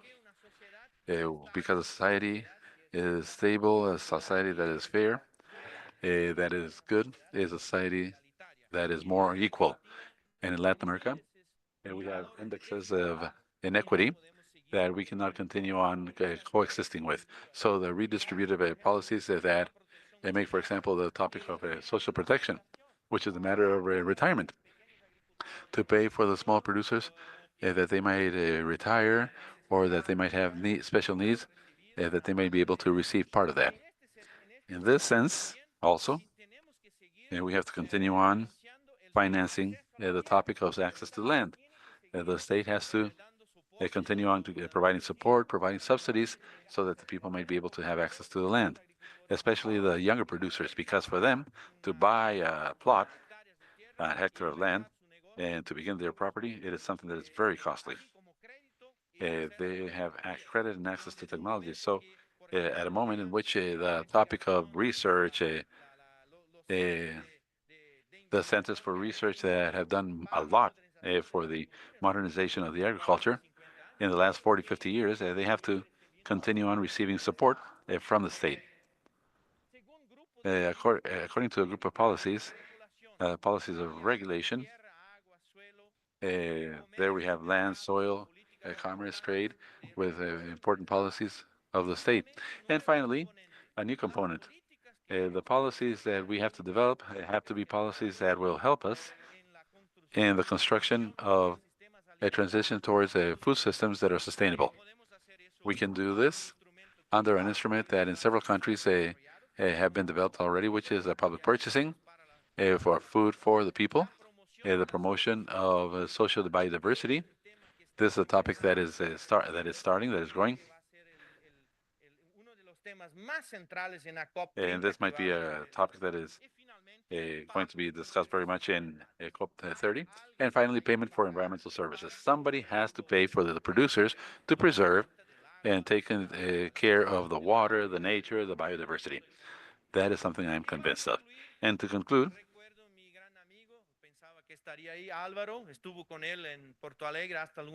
my dear friend Alvaro, I was with him in Porto Alegre a few days ago, and he was telling me in the year 2014, the International Year of Family Agriculture.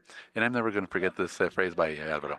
He said, the family producers and small producers are not the problem. They are not at all the problem of the environment. On the contrary, they are part of the solution for the problems. Thank you very much for listening to me.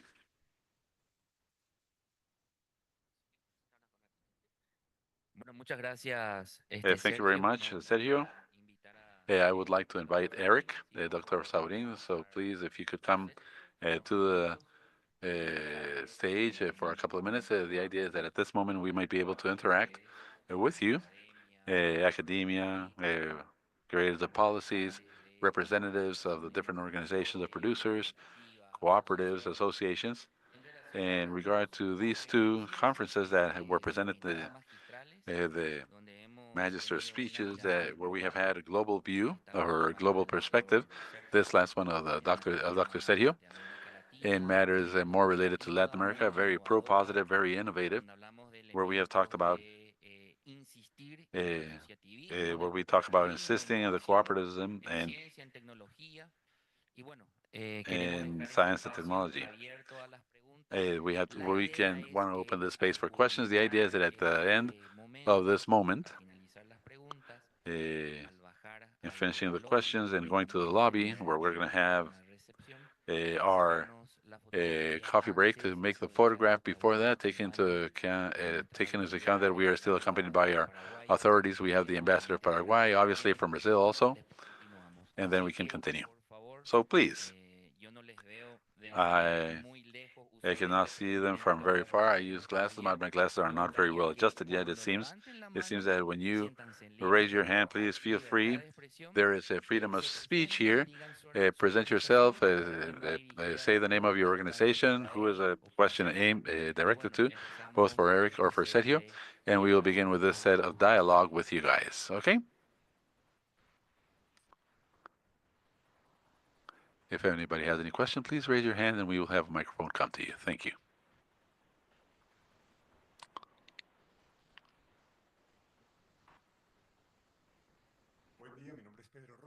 Good morning. My name is Pedro Rocha.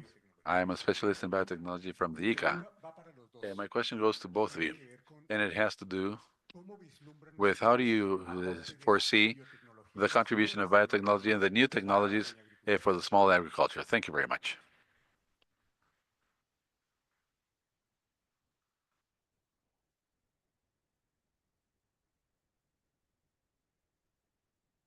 Hola, gracias.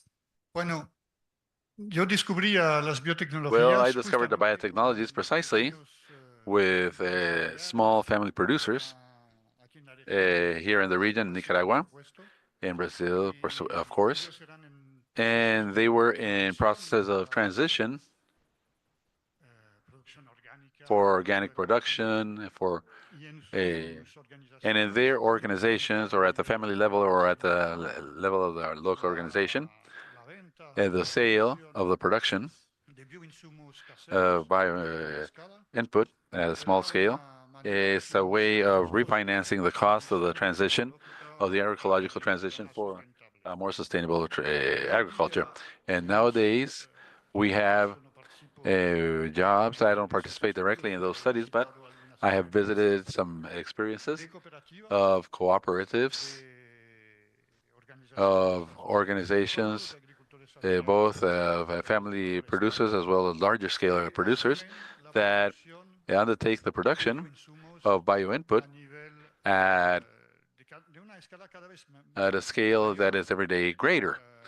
So for me, it is very important, of course, the way it has been done in Brazil and in other countries. It requires policy or with regulation because they do not they are small bombs and bacteria, but we have to take care of them. But to subtract every day at a greater scale in the agriculture field, pesticides and of chemical input, many times forbidden in other countries, I think that it is extremely important and that the cooperatives, that the organizations at different levels of organization should be the stakeholders of those transformations. That seems to me something that is very important that has to be supported. Thank you. Yes, I agree completely. I have come from an experience of a field study or field research. We have been developing a project regarding bioinput.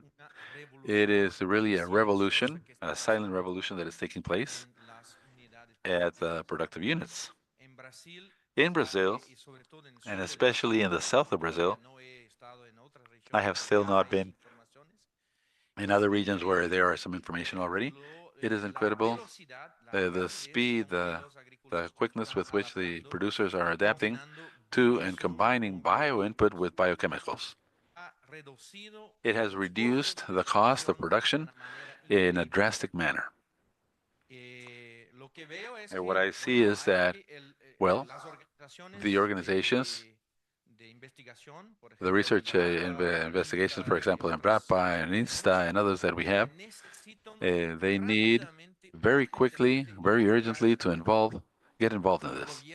And the governments have to have legal frameworks because in Brazil they have just approved at the end of last year the national law of bioinput. It is a very generic law, very generalized law, but this has given us a new thrust, to the producers. So these points of technological innovation, biotechnologies, and all that, this is something that is going through a revolution that for which we still do not have the slightest idea of what the scope for that is going to be. My personal question when I have visited this is precisely that. What are the types of bio input that they are adapting? What are the challenges for the producers, the family producers? What are the crops, vegetables, grains, or others in which these technologies are being applied? I believe that we have to keep an eye on this. We have to look at this very closely and see what is happening because now, with the change of international markets, with this topic of the commercial opening towards China, this is going to take us in a very strong way into the insertion of the producers, especially the family producers that are going to win competencies, the capability of competing in these markets using the bioinput. There are other things, but I will just leave it there so that with that, I think I answer your question. Thank you.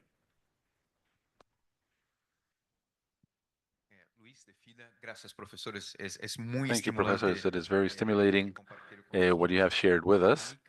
I believe some very quick comments and maybe some of those points that are present in your agendas, your personal agendas, and of identification also of your centers and universities, of how the knowledge generated by the academia can help the institutions that are here, the governments, the multilateral organizations, and the associations.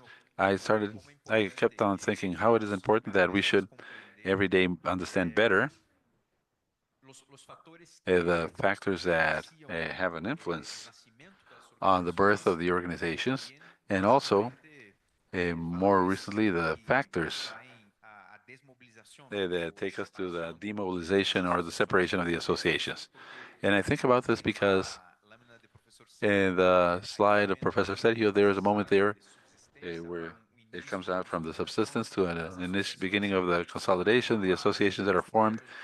They look for example to formalize the sections, and it seems to me a very critical moment in which we can have a better knowledge as to how we can manage better this process of intervention and how we can design the projects of support for the organizations. And also the moment in which the project finishes or some of the policies that have demobilization. What it is that we have to know for this process of demobilization of the organizations, for it to be less critical or that maybe that it shouldn't take place. And this leads me to a point of a more institutional view of what also Professor Sergio talked about, the need of having public policies that are differentiated or adapted to the different realities of the family agriculture. And third, Professor Conrad, the family producers are dependent of public policies, but when we see the great producers are also dependent on these public policies. So the amount of resources to be able to survive, that's where the big companies are benefited from the tax policies of the governments and so forth. It's good that we have public policies to benefit the producers and that we might have an agenda of improvement in the implementation. But there it seems to me that there's a point that I would like to suggest also as part of the agenda.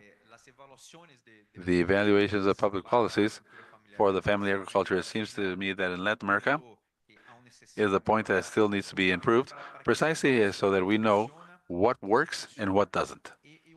And just a comment that is more internal, it seems to me that a very interesting point also that we have to understand is how do the changes between the urban, the peri or urban, urban peripheral agriculture, how is that impacting on the culture of the farmers, or the possibilities of new businesses that connected with the agriculture? When we travel through the northeast of Brazil, for example, we can see those changes, the consolidation of the small cities, the improvement of the rural stratus, the dissemination of the internet, and so forth. All these things are going to have an impact on how the producers perceive their activities, the possible connections with commercial activities or more urban activities. I think that's where we're going to have a new borders established between the urban and the rural is something that is very important. Thank you. Maybe Luis, very quickly, a reaction. There is a topic that is to be studied. The question would be a little bit like this. Nowadays, there is more collective action than in the past, or less? What do you think? Are there more organizations, more associations of small producers? Are they more organized, or are they being weakened? It is a very interesting question. It might be my hypothesis, and my hypothesis is that there is, yes, a reduction of the organizations, especially organizations, community organizations, the community livelihood, what in sociology is called the social asset, the social capital, the capability of associating at the local level is being reduced. But with the arrival of the new technologies, especially the arrival of the cell phone, the mobiles, the social collectiveness and the association is more strengthened.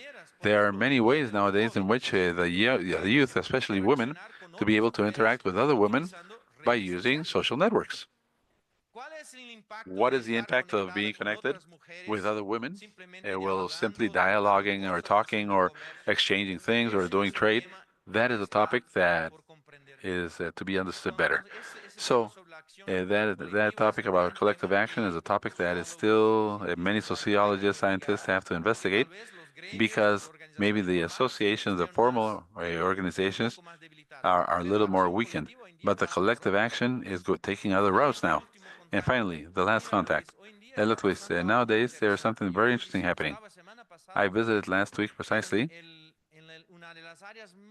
one of the most rural areas, deep farmland of Brazil, which is the region of Salapam. What's happening there? And this happens also in other countries. The most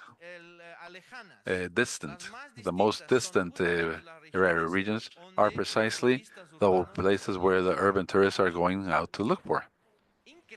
Incredible. There are tourist activities being developed, adventure tourism in other countries. For example, in Ecuador, I visited tourism of bird watching, butterfly watching, and hummingbirds and things like that. But these are regions where it is not dedicated to agriculture. There is preservation taking place. So there are opportunities nowadays of several things that to be done in the rural environments. Not necessarily. That is the idea of diversity. We do not have to continue on one single pathway to be able to develop, to improve the livelihood of these people. Sometimes the isolation is producing precisely the advantages, the comparative advantage and competitive advantages, so that these people might be able to improve their lifestyle. So if it is so, well, wonderful. The idea is that in the 21st century, we have to work with the idea that there are no more models that have to be followed. The 20th century was a century in which they put into our heads that we have to add value. The idea of modernness. Everything has to be valued because that is going to generate scaling economies, and that's going to generate more profit, more development. And in the 21st century, with the development of technologies and all this that we are living through today, for me, this is the century of diversity. Thank you, Randy. You are helping us. If you can identify, please, and tell your name and who you represent. My name is Orlando Jimenez. I am the VP of the cacao producers of Guatuso in the northern part of Costa Rica. Is an agro-environmentalist organization that gathers cacao producers in the area. I'd like to talk on what Dr. Eric said, which is bio inputs. With the UTN University, National Technical University, we have 3 factories of bio inputs in Huaupala, Guatuso, and Los Chiles, all in the northern part of Costa Rica. We did produce the first part of these bio inputs to use them in cacao. We did that based on flaxseed. It's a product in the production of alcohol. So the analysis we did of the product rendered good results. We have to fix some components, some minerals that they have, and some others that it doesn't have. The courses on best practices given to us has allowed us to be aware that it is necessary to produce in an organic way. We did not receive any incentives, financial incentives for organic production, because being able to get certified as an organic producer is a very expensive proposal. So we're doing this just to protect the environment in the production of cacao. Another thing is that cacao producers have always been mostly gatherers. So now, with the prices that have risen, that have been raised, they now are becoming producers and farmers of cacao, with an important emphasis on not only producing for the selling of the grain, but also having products cacao products to have aggregate or added value in the area. So that's what I wanted to talk about.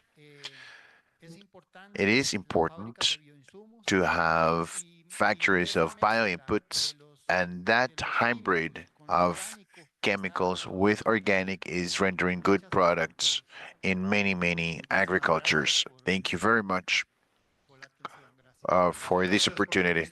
Thank you. Thank you for your testimonial.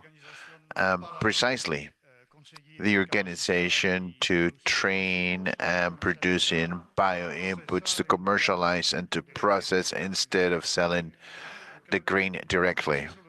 That's exactly the example. And to address the previous question by Luis, how can we prevent, after having projects and programs, having family farming organizations that are having difficult times? Well, precisely not constraining ourselves. We have to avoid dependency on the state, on the government, but the FFOs are asking for public policies with sustainability through time so that when they do have a financial crisis, they come to an end. Raquel Souza from the Ministry of Brazil.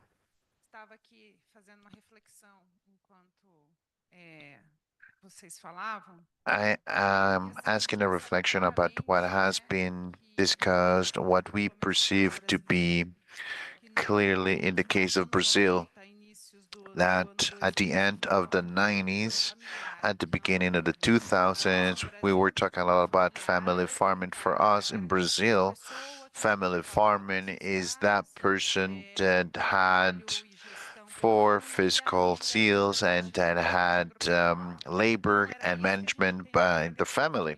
So that's what we understood as family farming back then. In the latest years, that concept has changed quite a bit for us. Within Brazil, due to the diversification. So when we're talking about family farming in Brazil, we're not only talking about that person that I described already, but we're talking about the artisan fishermen, the indigenous activists, the quilombolas, which are communities that come from quilombos, and the urban communities and peri-urban communities. It's a completely different audience than we were used to when we're talking about governance. So we do have quite a bit of diversification of the different audiences and their demands and their acknowledgments. And that is also linked to the pressure, the big pressure we have in terms of public policies to address these new issues, these new demands that come from these new audiences. That now, before, the public policies were not adapted to these new audiences. So, and that's an issue we need to contemplate now. Based on your experience and based on everything that you have worked with and you have been able to see, how can you address these new demands when it comes to segmentation and acknowledgement of different audiences in relation to public policies? That we have very few resources for infinite demands. How do we address that new agenda of demands in relation to what really is feasible when it comes to public policies? That is my question.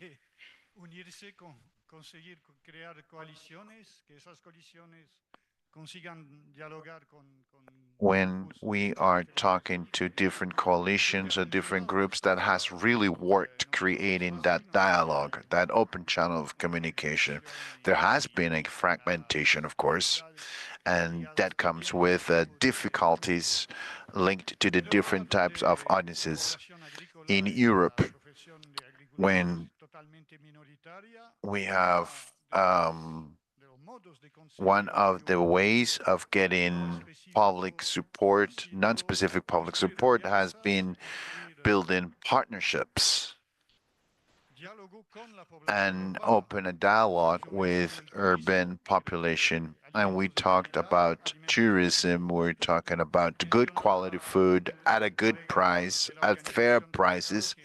The colleague from the Association of Cacao Producers says they wouldn't be able to get certified because it's very expensive, and that, of course, makes the product very expensive. But there are some participatory certification standards that will enable exportation.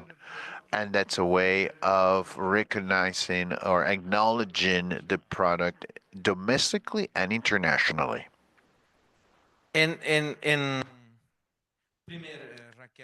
First off, Raquel, thank you very much for your point taken.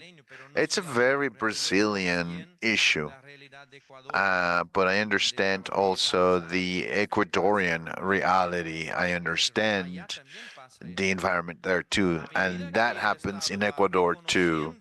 Insofar the state legitimizes the categories and creating public policies. For example, in Ecuador, they do have the indigenous communities are present in the constitution of the country, and they're talking about the indigenous peoples, which is a very strong issue that needs to be addressed in various organizations in our continent. But as time goes by, there's going to be a contradiction. There's going to be a struggle between different organizations, and that is sure to happen. We know that in our continent, in our countries, the organizations create partnerships, coalitions. Sometimes they struggle, and they fight.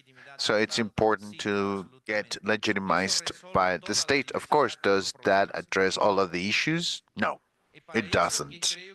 And for that, I believe that in the coming years, the agenda will be asking ourselves, do public policies we have for small scale farmers, for indigenous communities, for indigenous peoples would all be the same policies?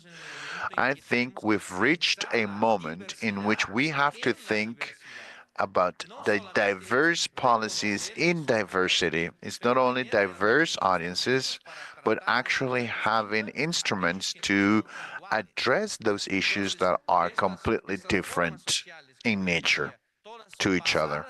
So this is based on the work of family farming. It is organized around a small community, a small property. That's what they have in common. But they do have interests that are not in common for many family farmers. They want technology, they want to be inserted in international markets. The original or the indigenous peoples, they want something completely different as a community. So we have to address governance. We have to address consensus. We need to have different policies for different groups. And that's the ability and the capacity of the state to recognize differences. And that's going to change country from country, context from to context. And that is only good policy can actually change that. There's not a way of doing it. Yes. Cesar Rodriguez. I work for the Institute for Agricultural Development in Chile regarding emphasis and priorities that were presented by you folks. There is a clear proposal on how your organizations in the rural environments have to adapt to a crisis that is relatively permanent. My question for you both is, how does the state adapt their ministries, the government organizations to be able to face this permanent crisis? And how, in a way or another, let's not do more of the same to create transformation. Thank you, Cesar. In my work, collective and collaborative work proposal, we do have managers of public policies. We use the results to learn together, to train each other. An experience that was very interesting regarding new territorial development policies that has initiated at the same time in Europe and Latin America. It's the paradigm of new methods in certain circumstances has never been enough. We have organized in these territorial councils training for public policies managers as well as representatives of family farming organizations. It's not the only way, but it's something that we could explore more in detail, of course. I would say that maybe I am proposing that the issue is a climate issue change. It's so large. We need to have a joint mission. If we are able to have a consensed mission or a multifaceted mission on sustainable development for the 21st century, and then under that big umbrella, we could have smaller missions, and in these missions, the state, the stakeholders, academia, they need to establish their agreements.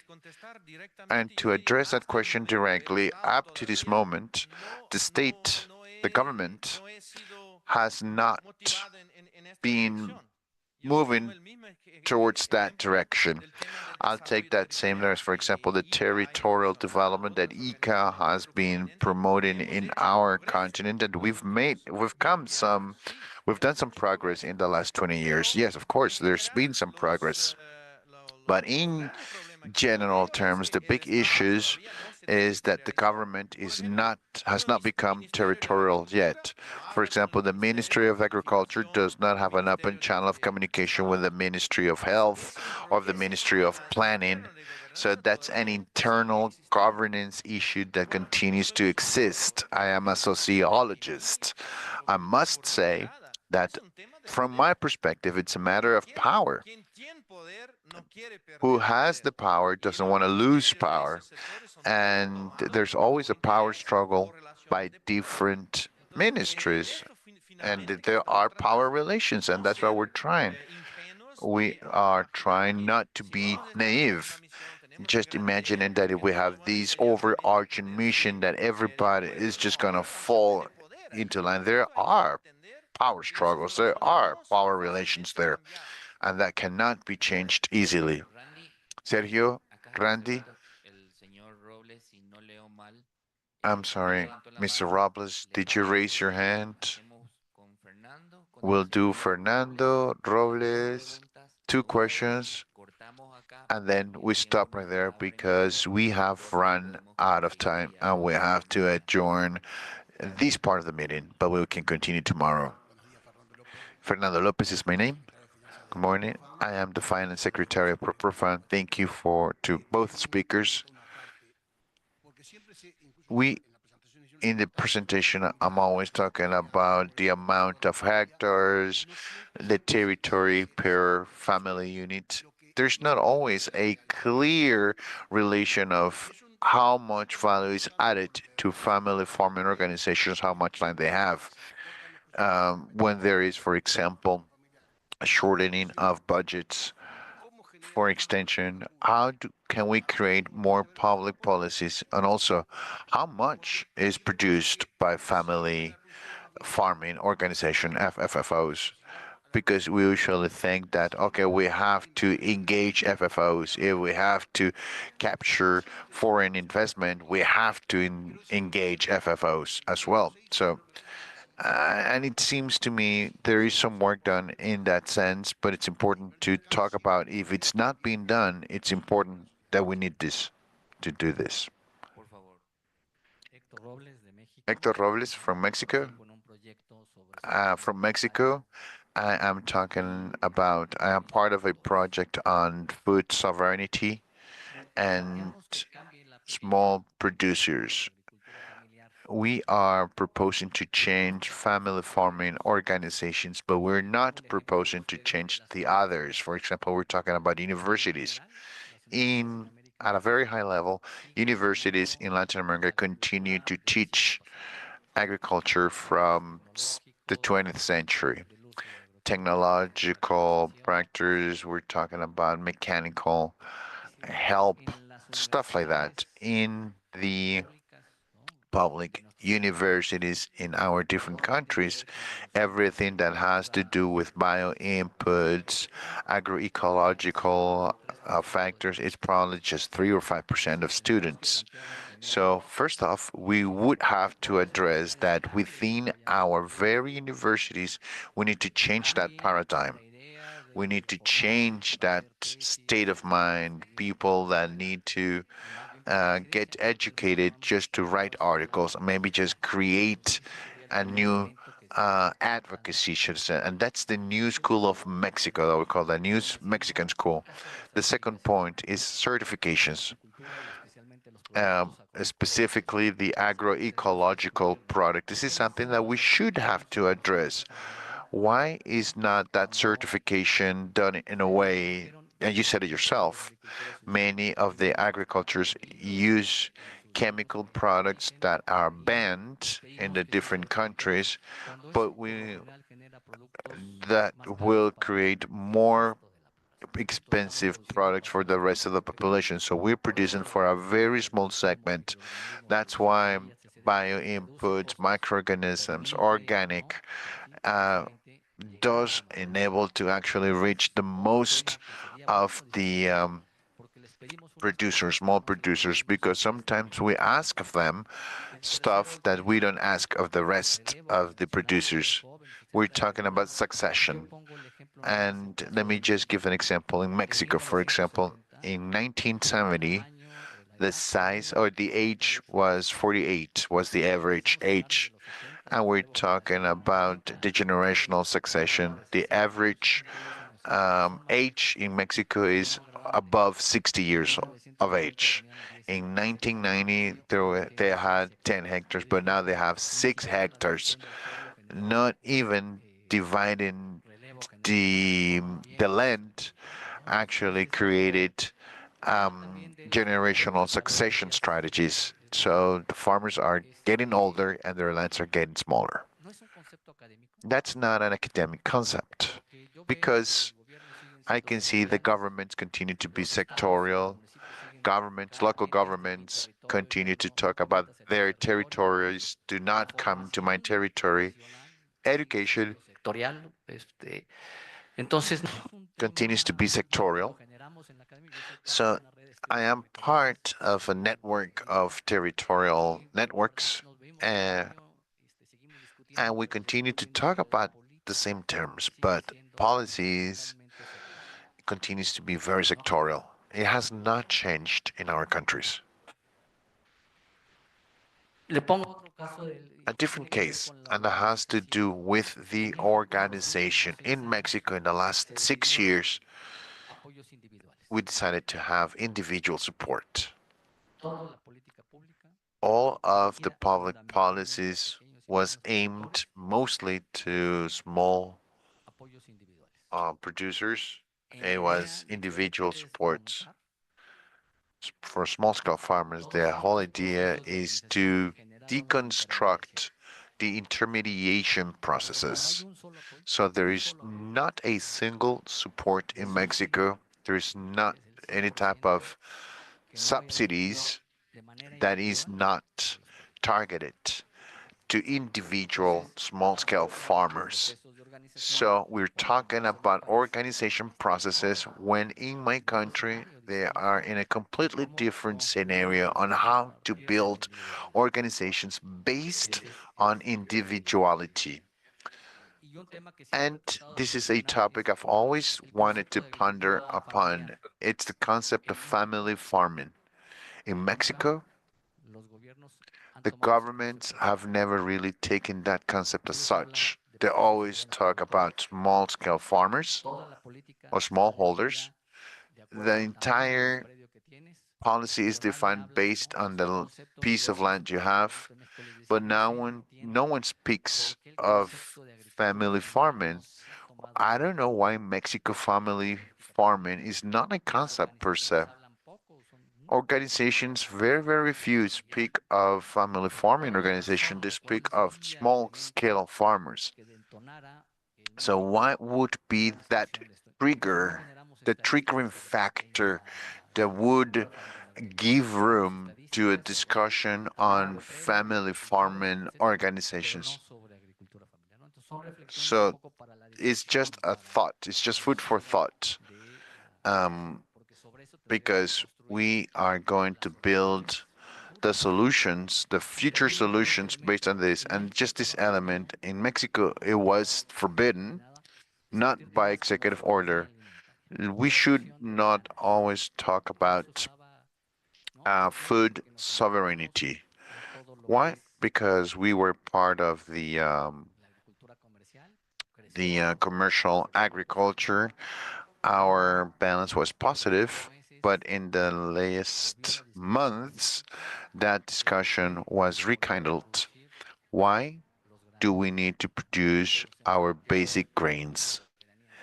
So we're talking about sovereignty in wheat, beans, corn, the basic foods, and just not stop thinking about international sales where we're going to address these issues. So how to come back to discussions that we stopped having a while ago because we thought that global trade was going to address these issues, and these issues are now unaddressed. And now we don't have the capacities for these new scenarios because we don't know what it is. Thank you. Sergio, sorry. Fernando and Robles. Important. Hector. Family farming, it's going to be addressed by Julio Verdeguer. He's my colleague. We did a lot of work together. At least I would expect for him to do it. About universities, I have to make a comment on that. I I am a professor in the School of Agronomics. 150 students, only one comes from the rural area. That's the new reality. Our future agronomists are not coming from the rural environments, and they're not going to be children of farmers. And just to address Fernando's issues, in my opinion, if I take a look at data, societies are 90% urban. Where do we expect to get the votes from that are going to support the policies for the rural environment? 10%. How many congressmen and how many congressmen are we going to choose in the National Congress that is going to address the issues for the Ministry of Agriculture? That's not going to happen in the coming years. What do we need to do? We need to change the words. Instead of talking about agriculture, let's talk about food. And if we talk about food, we can talk to the Ministry of Health. We can talk to other ministries. We can talk about environment.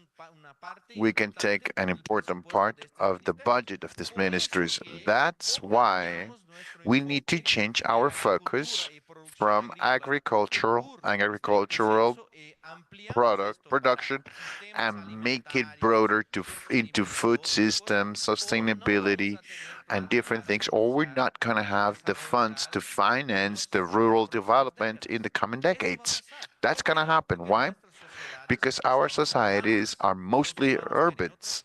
And the urban people want different things. Among the different things they want healthy food. And we can tell them family farming can provide them with healthy food at their tables.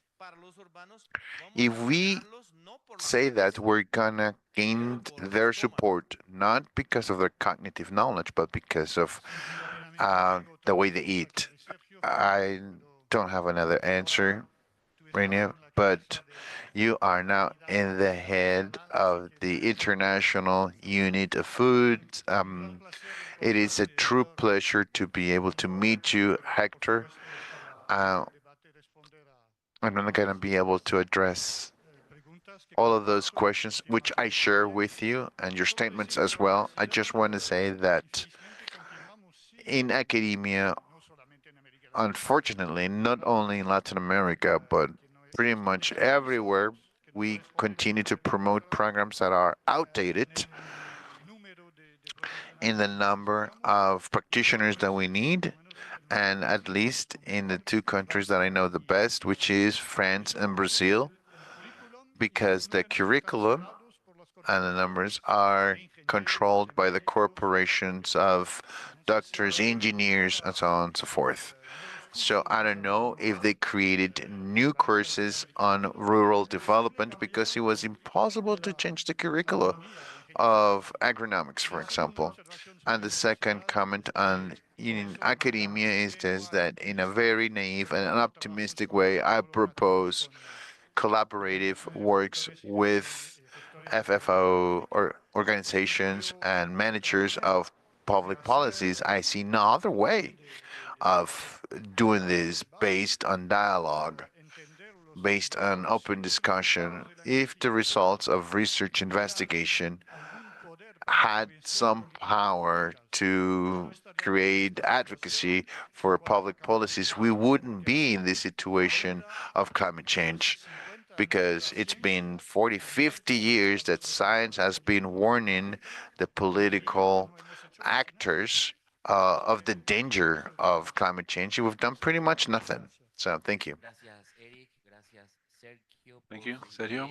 Thank you for your guide, for your contribution, for your reflections. Our floor assistants are going to accompany you downstairs so that we can make the photograph for the coffee break, 10, 15 minutes, and we will come back to the conference room to continue on. We will give a warm hand both to Sergio as well as Eric. Thank you very much.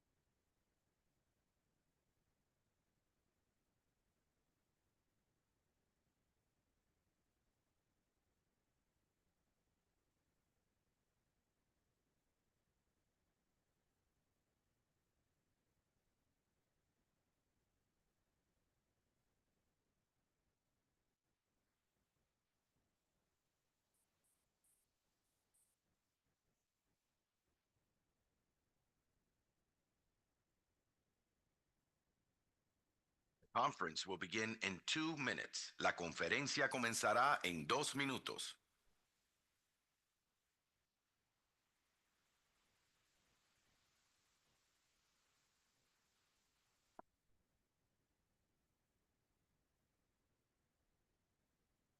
The conference will begin in 2 minutes. La conferencia comenzará en 2 minutos.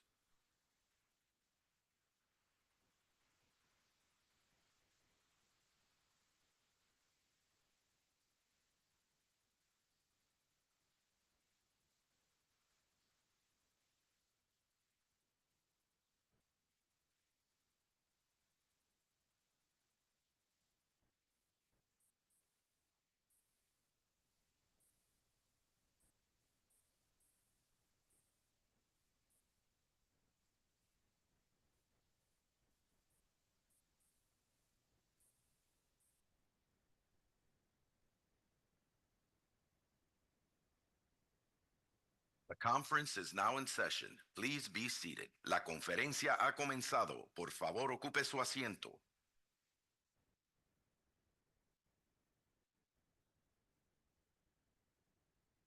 The conference is now in session. Please be seated. La conferencia ha comenzado. Por favor, ocupe su asiento. Bueno, vamos a continuar, pero vamos a hacer un breve ajuste. Okay, we're going to continue, but we're going to make a small adjustment. Escucharnos un momentito. So please, if you could listen to us for a moment, we are going to make a small adjustment to the agenda. Ahora vamos a escuchar Now we are going to listen to the colleagues from AMEA, Sergio, René, Guillermo. I don't know if you are La online. idea es The idea is that we're going to begin esta parte de la agenda this donde part of the vamos a agenda seleccionar where we are going to la merge sección 1, the section 1, situación actual de las the current organizaciones situation of the organizations of producers in Latin America, donde el colega Francisco Bueso del Banco Mundial where the colleague Francisco Hueso from the World Bank is going to be supporting us. But before that, a los colegas we would like to listen to the colleagues from AMEA esta, who are going to talk about de esta this ISO standard digamos, para el fortalecimiento de las as allies for the strengthening of organizations of producers. And I would like to, in this case, to give the floor, I don't know if it's going to be Sergio, Rene, or Guillermo. Lo vemos bastante We can see both of them very well on the screen. presentación To the presentation of the ISO 18700, 716, as a tool that precisely is trying to strengthen the cohesion of the producers' organizations, but especially above all their commercial insertion, the strategies for management, the point of view from organizational point of view, and a point of view from the point of view of merchandising of the products.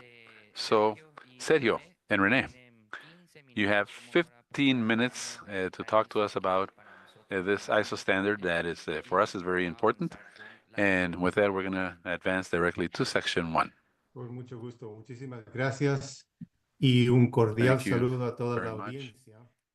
And a Me greeting to presento all the primeramente. audience. I Mi nombre es present. Sergio Rivas, yo soy el presidente de Tanager, una organización de desarrollo internacional, y estoy acá en representación de la Junta Directiva de AMEA. Estamos acá para hablarles tanto de AMEA como de la ISO Internacional 18716. Sorry, we're not Si receiving me the sound permiten, translation. nosotros We're going to try to tenemos fix this. una presentación actualizada. No sé si pueden compartir la autorización para presentar.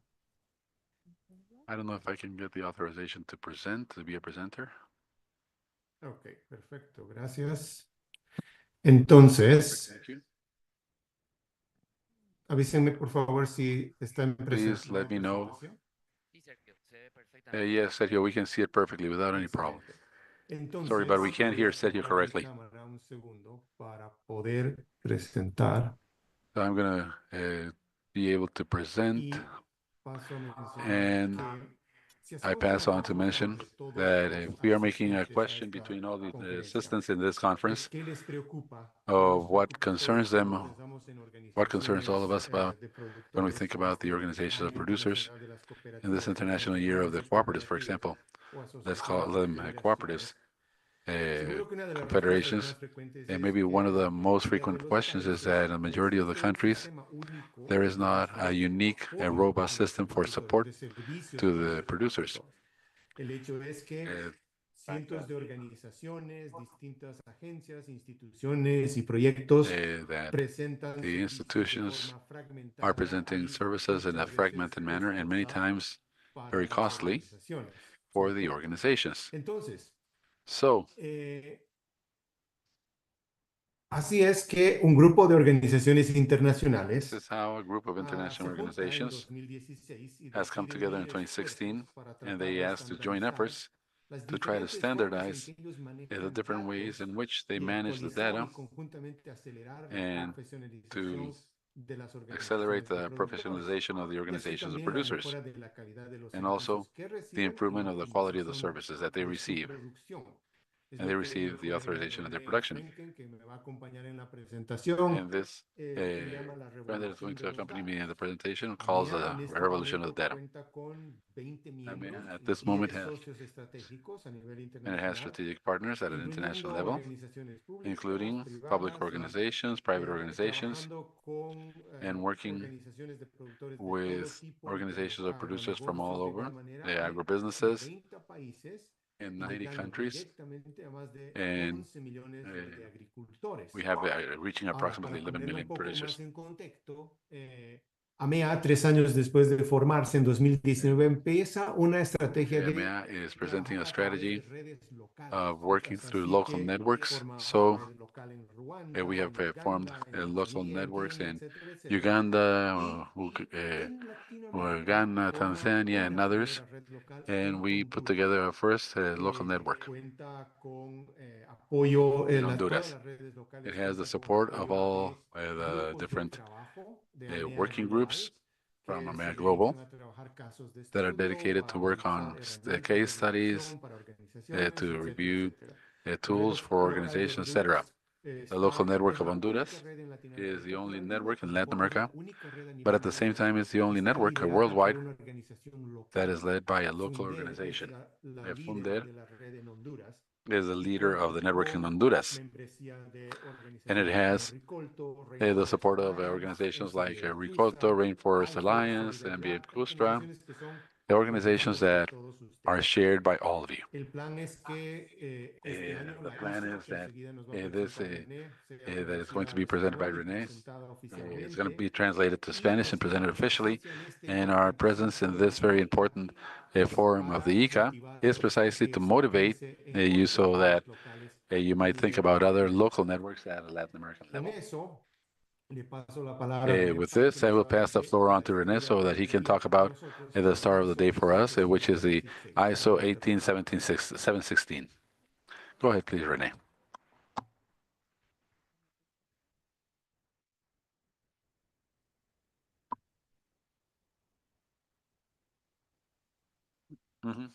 Yo que ya le bajé un poquito. Sergio, no le estamos escuchando Sergio, we a... are not listening to Rene. Sorry. Okay. No me fue posible de quitar el mute. Ya, ahora sí. Sorry, I had not taken off the mute. Now, yes. Okay, thank you, Sergio, for the very good introduction of AMEA and of what would be the ISO standard.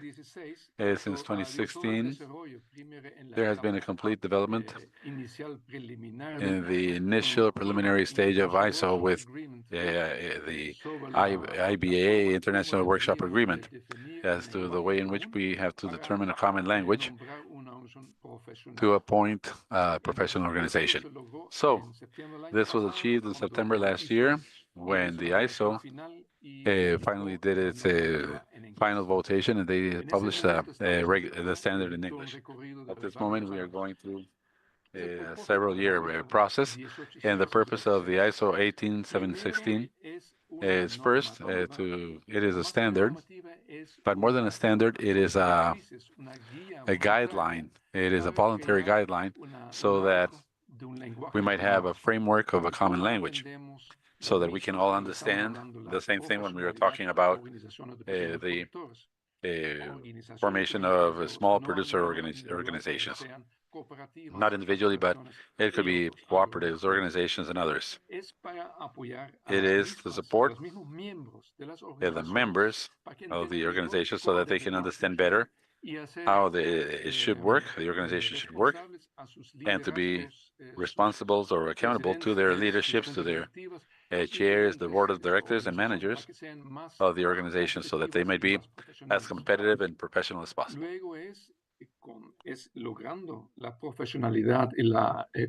it is to reach the professionality, the competencies within their organization. With that, they're going to win the trust, increase the trust that already exists of the buyers, the suppliers, input, so that they might be seen as a commercial partner, a competent commercial partner.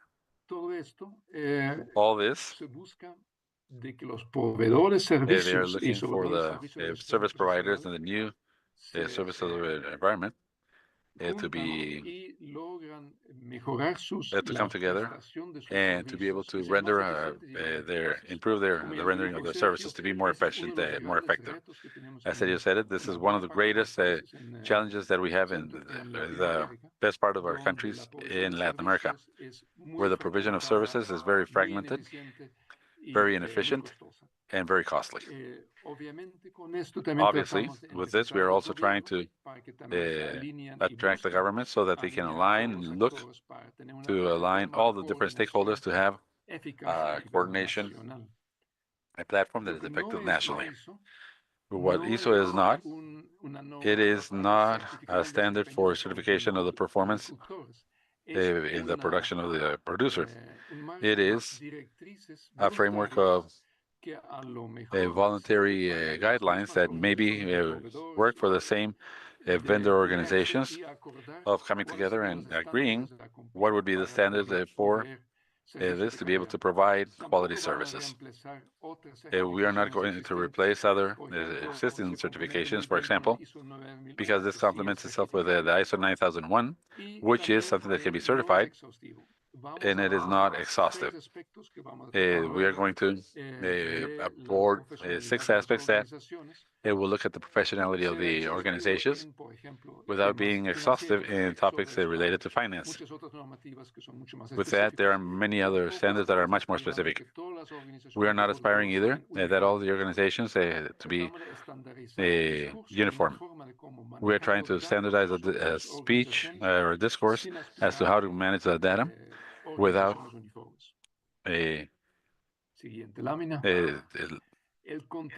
disregarding the organizations. The next slide. The content of the ISO 18716 is based on 6 basic competencies. 6 competencies that have to be fulfilled to show that this organization is a professional. The first capacity is in regard to the purpose and the internal governance of the organization, a topic that is very important, of which an organization has to come out and acknowledge itself to know what is its mission among all of the participants in the organization, and to promote its purpose. Then we have the corporate management. It will not be a competent authority if it doesn't have an adequate professional corporate management. So in this sense, there are several topics that have to be boarded for the professionality of the organization. Human resources is one of them, but we're going to see it here because the managers and the administrators of the organization have to comply with certain requirements. The financial management and the construction of a financial history, documented financial history, is very important for many entities that want to relate with that organization of producers. Then that organization of producers does not work in the gap, the emptiness. It works together and in a community and with interested parties that are going to support me, so that as long as they align to their idea of professionalizing. And then the members that are more interested and motivated to be in the organization with the idea that we would have an add value to the services that they provide to their services, to the members, and that the activity of promotions in which they perform within the organization might be successful, that they might sell their products at a fair price,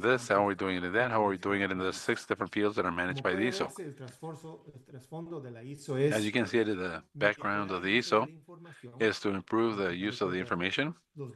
At the end of the day, The data desde los is going to gobiernos show hasta us las this, and from the governments all the way to the organizaciones, organizations, información más precisa que les permita you can tomar have mejores more decisiones. precise En última instancia, information lo that que will sí allow you to todos make better queremos decisions. What we want es que se logre at the end fomentar of the una day cultura empresarial en is to el promote agro corporate en the lugar de una culture within the cultura de agro dependencia. instead of Vamos el servicio de a culture of ustedes dependence. We put esta, you at your este service conocimiento, pasar esta this información knowledge sobre la to ISO, pass sobre this las information on to actividades, y aquí the le voy a ISO pasar a regarding the René la activities. palabra para que nos And I'm going to diga pass the floor on to algunos Rene so that he can tell us, recursos give us adicionales o formas some de of those traditional contactarnos y poder resources interactuar or en the el ways of futuro. contacting and being able to interact in the Adelante, future. René. So please go ahead, Rene.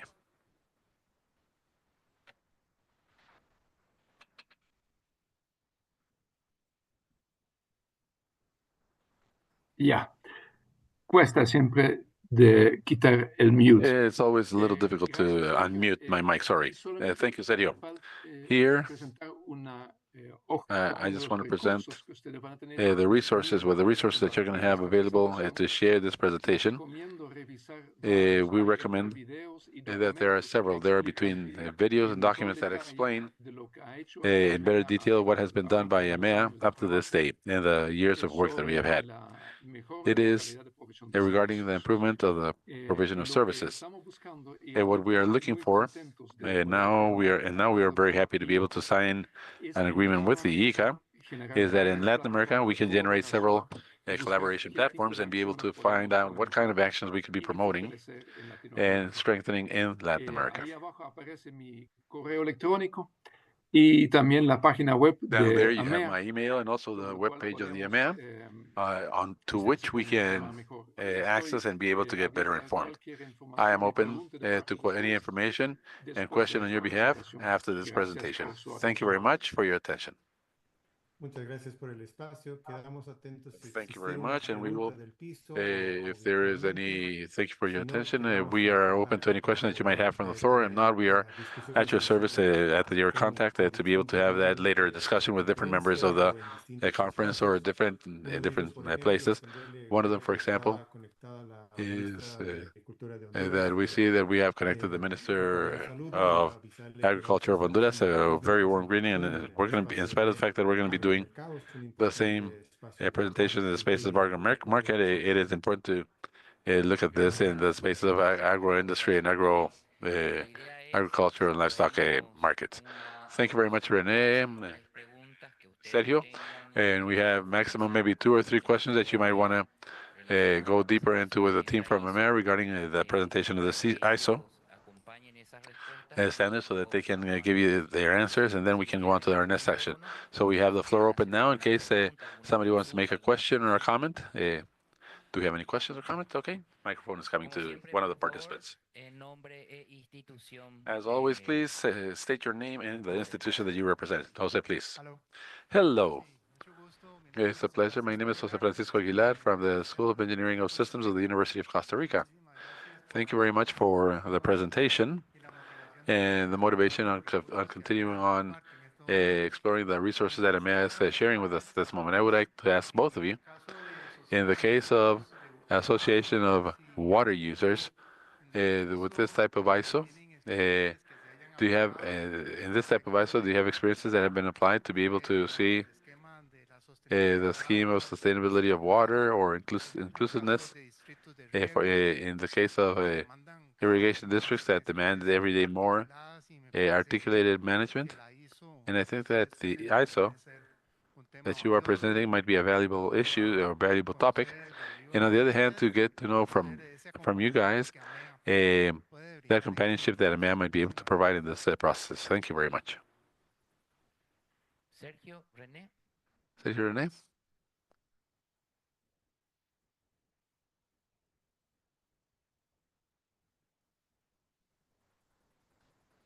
Ya. Siempre cuando salgo a mute me cuesta salir. Gracias por la pregunta. It's difficult for me. Thank you for the question. Specifically, of the users, irrigation users, it doesn't have that technical to go down to that technical detail, but in general, the activity of the license for the use of the producers for water, that might be something that might the ISO might be used for, especially if it is used at a national level or also under certain laws. It might help ministries or the secretariats that have to deal with that use of that type of resource to see if their organizations have been certified or can be authorized for the management of the water, and if it is working correctly. I believe that if I can add something, the question is very valid because the ISO, one of the messages that it has is that it's not created for a particular chain of value, not even for a strictly agricultural type of activity. There are 6 areas, 6 capacities that are going to be done for a farmers organization to be considered to be professional or partly professional. So an organization that is working in issues that are crucial for the environment, for the agricultural livestock issues, can also be cataloged in the sense that we are working professionally in this. It's the idea that it might be more business oriented, that it might be more proactive, and that it might be adapted with a system and the ecosystem in a more efficient manner. So the question is very valid and very much pertinent to this forum. Another question? Any other question? Yes, back here. Hello, good afternoon. My name is Juan Moreno, and I work in the Corporation Progreso. And the proposal is very interesting, and I would like you to tell us a little bit about what is the value of use that a local grassroots organization would have in applying this tool to improve its a business. Are they going to be certified or have more customers, et cetera, or what requirement, who puts it into practice, who is in charge of evaluating that the information of the system is extended and so forth? Gracias. Voy a empezar. Thank you. I'm going to begin also. The answer, the organization, what it's going to win in acknowledging and applying what is determined by the ISO is a better acknowledgement, a better recognition of the way in which it is carrying out at a competitive level within its environment, within its ecosystems. And it is even going to have the skills and abilities to be able to have an internal measurement. As we said, rent or leadership. And this is any recommendation organization can do. It can be from the technical aspect to the part of the commercialization or merchandising, which is one of the most important things that we are striving for. In addition, to complement the answer, there is not an organism that is unique in regard to the applying the ISO. It is an organizational issue that we're going to establish as the ISO, as our measurement ruler, and we're going to see how we're doing, and we're going to put our data to be evaluated to see how we are in each one of the 6 capacities. It is almost a self-diagnose. It can receive a companionship. That is what for the local networks is important, and that's why we suggested there should be a local network in Chile, another one in Costa Rica, and so forth, because the local networks can accompany in this process self-evaluation. Secondly, and most importantly, it seems very interesting to me that depending on the 6 organizational capacities, stating that it is a professional organization, we are okay in 3 or we are bad in 2. We can self-privilege which of the 6 capacities we want to handle first and with more detail, depending on the financial management is something that concerns us more than just by participating in the community. This is something that can or cannot be very important at this moment of the organization. We can sacrifice a little bit participation within the organization, with the community, versus a very robust financial management to be able to hook on to other businesses. And it is also a tool of empowerment so that we can decide what is your working plan for this year and the next one and the next ones. Any other questions? Okay, it seems that we don't have any more questions. Sergio, René, thank you very much for this space that you have given us.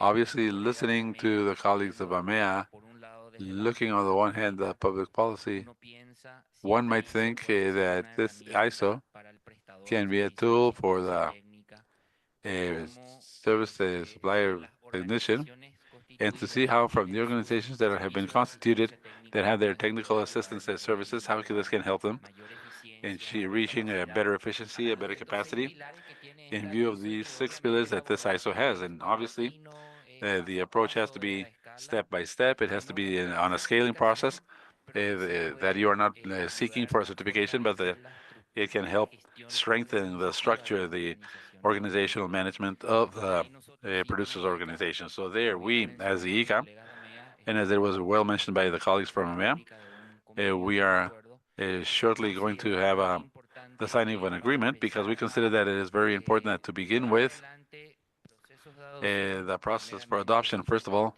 it is important to educate, inform, and train. So that's where we would like to, in this alliance with them, obviously to center ourselves and be able to make trainings and for whom? To those persons that perform here with work and with collective organizations in the territories. So said here, Rene, once again, thank you very much. We will stay in touch. Please, thank you for your time, and may you have a very good day. Gracias al ICA por el espacio. Saludos. Very thankful to you, and thanks to the ICA for the support.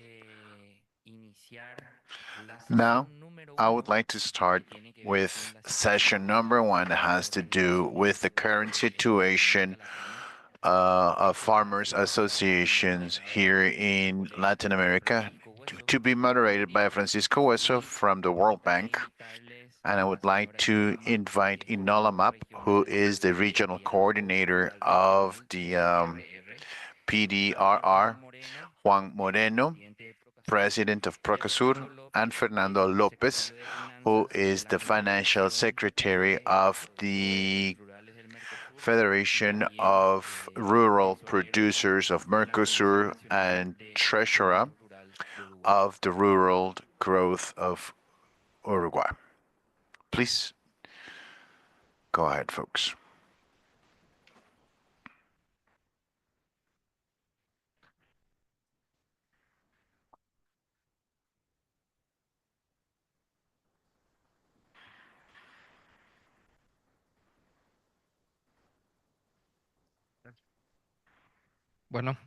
Very well. Good afternoon once again to everyone.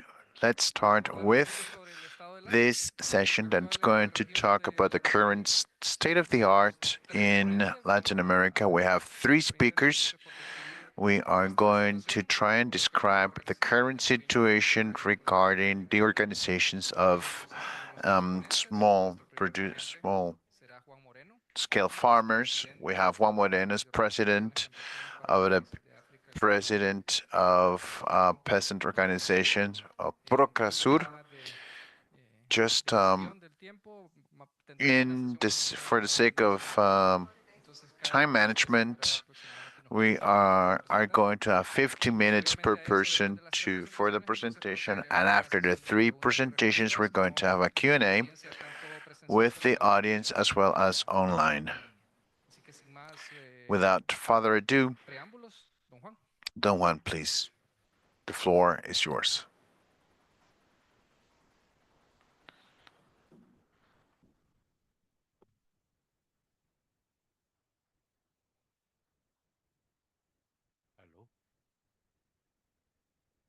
Hello. Check. Very well. Good afternoon. Thank you, ladies and gentlemen. And just a few things before we start. Yes, I work for an entity that is the Procasur Federation. We do not represent farmers directly. We are not PDRR, we're not Copper Fund, nor any other type of federation, but we are a private entity that has been working for about 25 years in the rural context, those of most vulnerability as well, using funds that are both domestic and part of international grants. We were invited because one of the main issues we address has to do with development, business, sustainability, so on and so forth. It's been a few years that we have been trying to, please, if you can project the slides. We work in 3 continents, and basically because we anchor ourselves in local capacities of small-scale farmers that are part of this environment. And we have effectively collaborated in the latest years to develop a way of providing accompaniment to these small-scale farmers in all of the process of creating partnerships, being entrepreneurs, and businesses. I do share all of the elements that the professor spoke of this morning regarding organizing a reality, understanding a reality based in large categories that allow us to compare and provide some benchmarking. Uh, this is part of our trajectory. And due to the link that we have had in the different territorials, and I'd like to say this is not only private institution. I was also an official for the FIA for Peru and Colombia, and many of the ideas that we developed in Procasur has to do with searching for the solution of these challenges. We have to change sometimes the same folks, so we're going to be talking about that. And the problem is we have identified a way of doing business in everything that we heard this morning that we will continue to hear throughout the day. Under each of these categories, there are different cogs that makes it very complex the way these organizations work when it comes to social activism due to a neoliberal tradition of the latest years. Many of the associations that were created is because it was the way that the state proposed that we could be eligible to have subsidies or to receive subsidies. They said, okay, come together, send your technicians, maybe some type of resources, and that's how we started working. And that is really not creating associations. That is public rationality to be able to optimize public resources, which is a pseudo, or which I call it a group. But when you want to create associations, which is a necessary condition for sustainable businesses, you have to anchor that in an investment strategy that are not with just punctual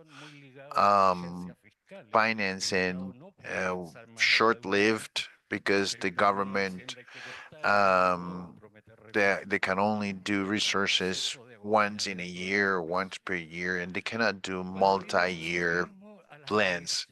When I talk about creating these type of associations, sometimes you need to comply with auditing guidelines, which is very difficult.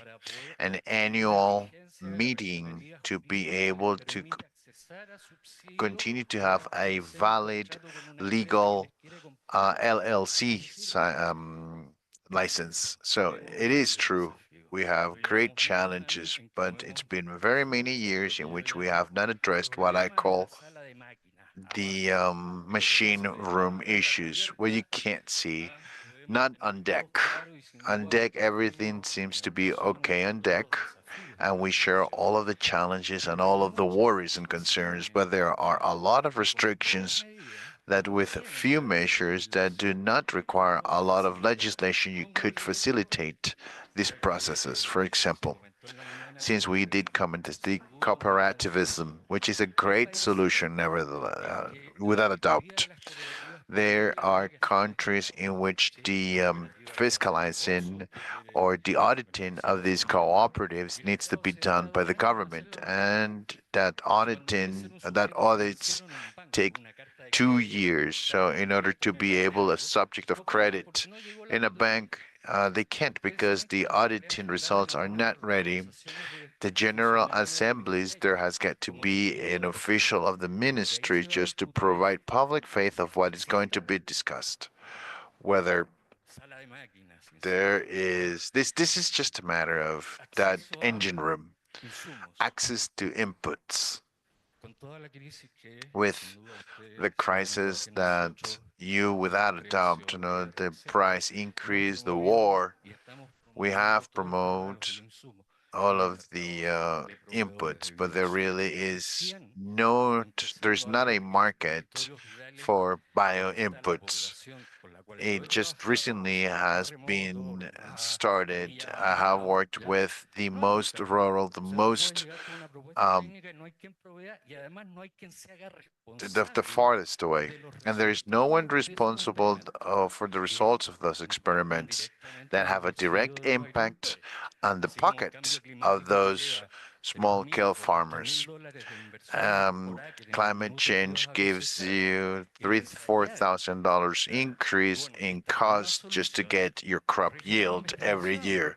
This requires research investigation, an experimental approach, something that is dynamic, something that can be flexible.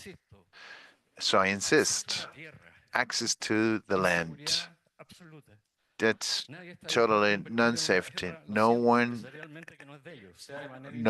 wants to invest in land that it's not theirs. We still have legislations that they give you data every 5 years just to see if your development, if your performance was okay or not, so that they can actually get renew the access to the land after 5 years.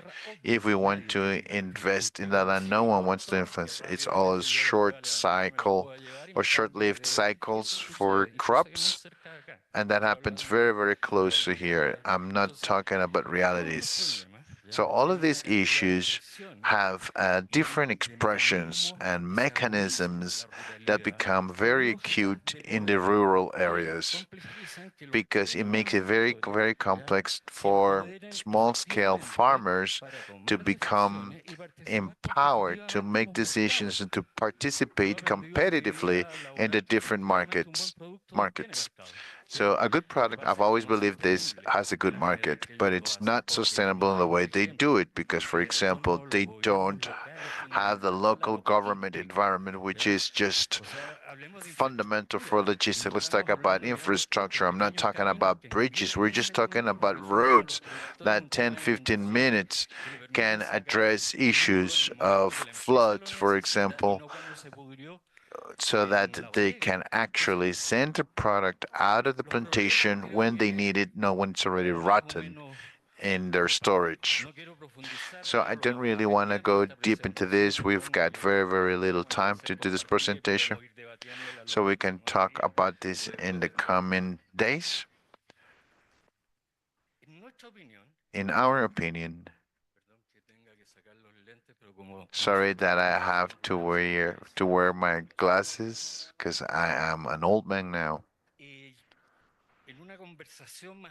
So in a broader scope conversation, I am under the impression that more traditional agendas do not acknowledge the rural small-scale farmers with all of their aspirational needs. The world has changed. Nowadays, we have youth with higher education rate, access to continued education. So this old extensive model that it's already old in this new reality has become obsolete. There are a lot of young people that learn about business, about production through YouTube, and they don't need the technician. Yes, of course, they sign up because, of course, there is some type of subsidies. And I learned this in Chile. The best cheese producers, SMEs, 6 young people that learned during the pandemic to produce cheese. There was no technician, there was no public support. That blew my mind. It makes us somehow to rethink our institutions, researchers, public operators, private officials. See, in a meeting like this, if we're talking about business, we have to invite people who create business, public market, the private market. There are potential spaces there. There are elements in which we can say this can work, but we need to rethink what the sociologist said, the power struggle, the power relations, the government, the small-scale farmers organized collectively, the private producers, all of that. How can we rethink all of that for it to work better? But I don't do any research. We do systemization so to learn from the things that actually work. There are companies that have started from scratch and now they are invoicing $1 million or $1.5 million in the industrial sector, and they have had the support of the government. But it has to do with particular traits, mostly when it comes to research in the future of these industries. How can this be a successful business? How long do I have, Mr. Moderator? 2 more minutes, 2 more minutes. So, but it's not all a Greek tragedy. When we can see a way of changing these power relations actually works. And I call it like that, changing the power relations. First off, when I transfer on to the citizens that are organized at any level possible, not only soft skills like leadership and technology, but when I transfer financial resources so they can manage their decision-making processes. I had to invest $300 million in Peru and Colombia into the bank accounts of small associations, accompanied by a government that actually listens and accompanies and makes it easier to make investment decisions. And it was an international grant, so nothing was audited by the Comptroller's office. 40 associations from the Caribbean received $1 million into their bank accounts to make decisions. If we're going to talk about business, about market, about capacities, there is an available tool, but it does mean that we have to rethink public governance. Second key issue, all of the public-private projects yesterday and today, when they are evaluated, they said we had issues to see impact on the income. But when it comes to abilities and capacities, there is new talent. Why don't we take those pre-existing, pre-installed capacities to be able to work with the community based on those capacities? They don't have this, but they know how to do it. I think there is this guy who sells $1,000 worth of rodents in Peru. They sell 1,000 cuys, which is a rodent, in a week. Let's trust his ability. Let's just trust the local knowledge, and that it's going to affect the quota of power. The role of local governments. The municipalities hold the keys to create perfect conditions. Portfolio, for example, storage. Let's just add to the local government. This is not something just about government. We're talking about decentralized local government. Sometimes they have more resources than the main government, the country government.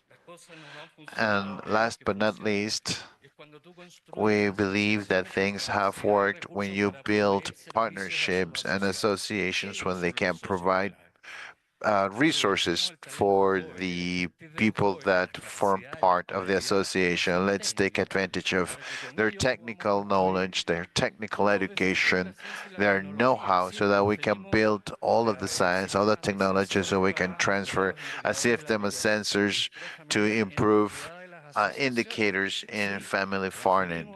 We transfer drones to fumigate to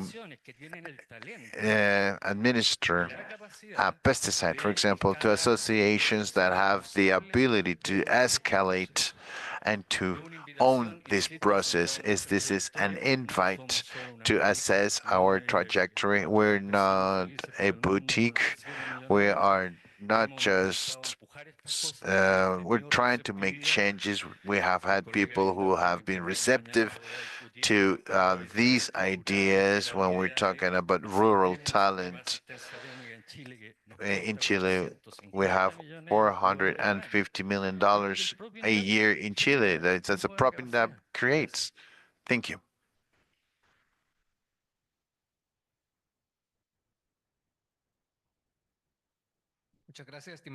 Thank you, my dear Juan. So let's now continue with the presentation of Inolama. She is the president of the Program of Regional Dialogue for Central America. Inola, please go ahead. Good morning. We are very happy to be able to share the Rural Regional Dialogue of Central America and Dominican Republic. This is an organization that was founded, product of globalization, and was created with 22 organizations.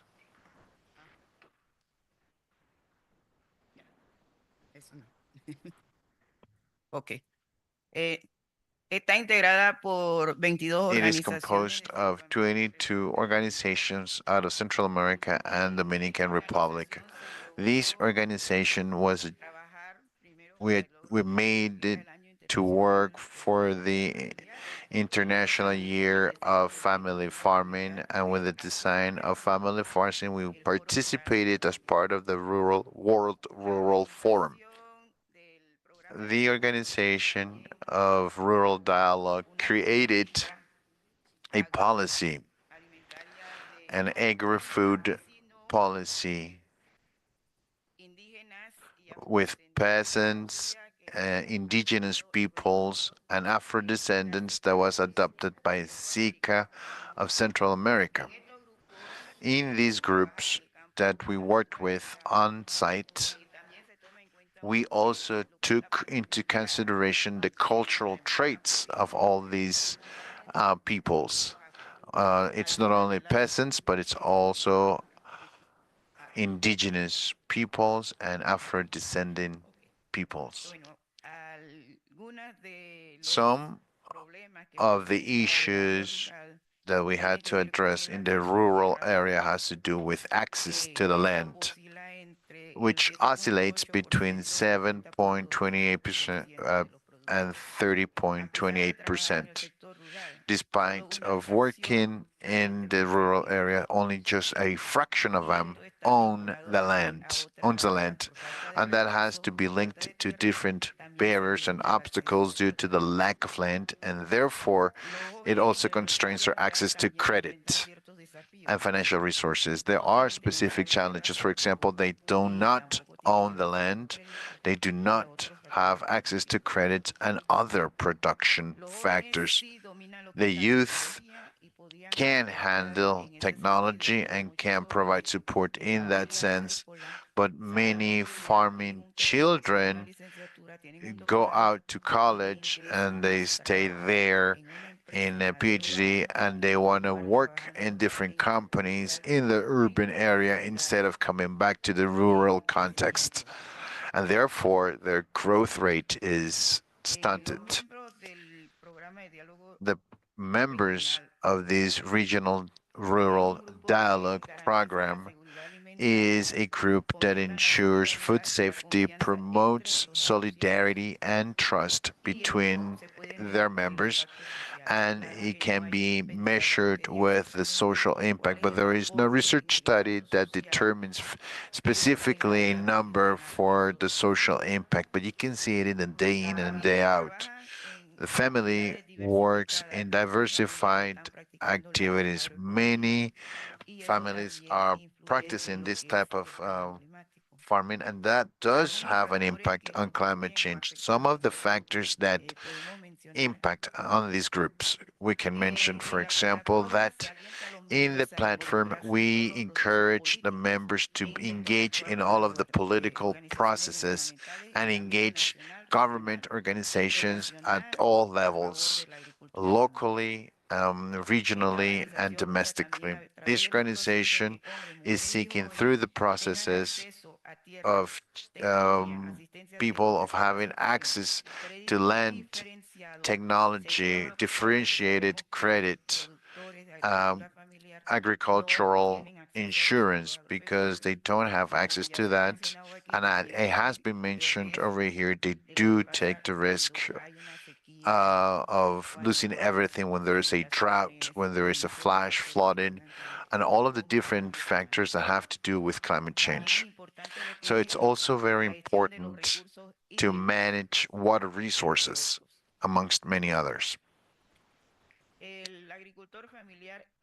The family farmer is a financial and economic actor. It does provide an impact to the sovereignty of the different countries at the different levels. Their input is absolutely fundamental. The PPDR has been as key stakeholder when it comes to family farming in many of the countries in which we are participating. Nevertheless, there are other risks when there is a change of administration, despite there being laws regarding family farming in most of the countries. When there is a lack of budget, these laws and these policies are not implemented despite having projects and programs as part of family farming. The state budget or the government budget is not always addressing these issues. So very many times there's no way of enforcing the existing laws because there is no money to implement these policies. Another constraint is when we have to make the most of large investments for example, in the case of hotels. Tourism is something positive insofar it shares its benefits with the agriculture. So there should go hand in hand. You have these large hotels and they complete the agricultural sector in their surroundings completely. And the problem of mining. Well, mining is an investment. The government is going to get money. So usually the small scale farmers get excluded and relocated to different areas where the farming is not as beneficial or as advantageous. We consider that the public-private relation can facilitate access to the market for small-scale farmers, but the ways of access for those who are farther out in the mountains, that does not exist because they don't have ways of access in order for them to reach with their products to different markets. So that's an indirect relationship between the private and public sector so that the small-scale farmers can get a fair price for the product and have access to technical assistance. There are countries like Honduras that have a quality seal certificate and they can sell to a fair price. But not all countries have access to this quality seal fair. Although this morning they did mention that these certifications can be done in a more participatory way. So the groups are open to working with communities in order to ensure access to these certificates so that they can sell locally, but also explore the possibility of them exporting. Some of the things that we believe can work as an example could be strengthening the network of small-scale farmers, promoting horizontal or vertical partnerships improving the competitiveness of different articles in order to promote exports, have added value for the producers, not only just the raw product, but actually creating processes that would increase the value of the product and having a direct relationship or partnership, public-private partnership, in order to negotiate with the government as well as with the business area, and then working with small-scale farmers in improving the local development. And among some topics that we also wanted to include in this discussion is access to market. Facing globalization, small-scale farmers have to compete in a global market, and they need to be prepared for that. When it comes to intermediaries, that defines prices and ways of payment, very many times what we have to do is investigate or research how these supply chains affect the income of small-scale farmers. People know, I guess, but it has not been documented.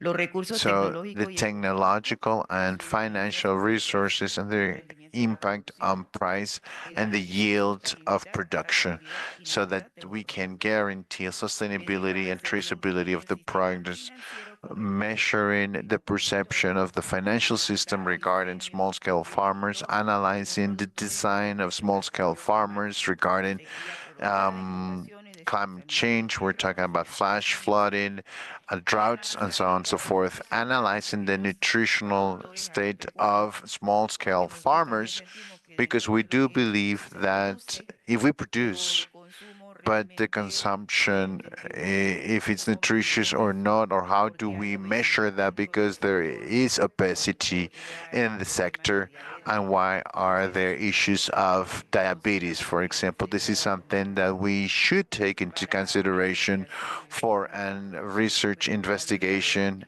We need to find out what's the nutritional balance of the things that are being produced. Thank you very much. Thank you very much, my dear Inola, for your presentation. We have one more presentation left in charge of Hernando Lopez. He is Secretary of Finance of the Confederation of Rural Producers of the Mercosur, Expanded Mercosur, COPREFAM. Fernando, please. Well, thank you very much to all of you. Also sharing with my colleagues from PDR that have is something that has been very gratifying. The issue that we have to deal with, looking at it from the organization of producers, we are an organization of producers, and we are part of the producers. And just to say that COPREFAM, the regional confederacy of Mercosur, that celebrated 30 years last year, and the Commission of Uruguay is celebrating 115 years this year. In other words, we are persisting and fighting, as we always say. The first thing, as a good point that we wanted to comment, is that there is a great diversity when we talk about family producing organizations in Latin America, but to those of us who in the Mercosur, and what this reflects is the ecosystems, productive systems, the culture, organizational levels, and different linkages in the rural territories. Many times, the link with their base and at the level of the territory might be different. And also, it performs many times functions in the merchandising and the access to financing, in the participation and in the process related to the rural areas, and also the acting basically is linked to the family agriculture in its broader sense, and also its integration with the public policies. Some of the contributions of the organization of producers to the institutional development. Earlier this morning, both Eric as well as Sergio were naming the RIAD process in Mercosur. This is a process so that Copro Farm and my people in Uruguay, we are part of the construction of that process of discussion of policies, and well, that is also a contribution that was given. Another very important contribution was the positioning of the family structures with a view on the policies in the sector, and especially with the food systems.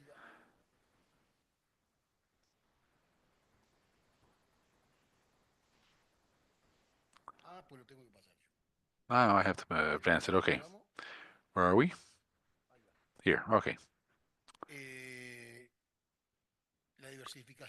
The diversification and also the promotion of the transitions to agroecological actions. Of course, in this sense, there are many cases with AFID and with other organizations that we have worked in local positions that we will see to demonstrate that change that is required by the food systems. And as Nathan was saying, we're not talking about producers that are agriculture producers. We are talking about a food system, and we put that in the graph here also because we share concepts. After, also very clearly, not everything is everything that shines is gold. We have structural limitations. For example, the territory is not an innocuous system. We are in competition with other productive systems. There is competition for the earth, for the natural resources, and especially with those entrepreneurships that, with the scale, make it difficult for the small producers to be able to come be successful. In one way or another, also, there might be support from many countries. The lack of policies, state policies, or continuous policies, and if we put it above everything that has been spoken about and that we have talked about, when we talk about the impact of the climate change, well, this clearly makes very important limitations.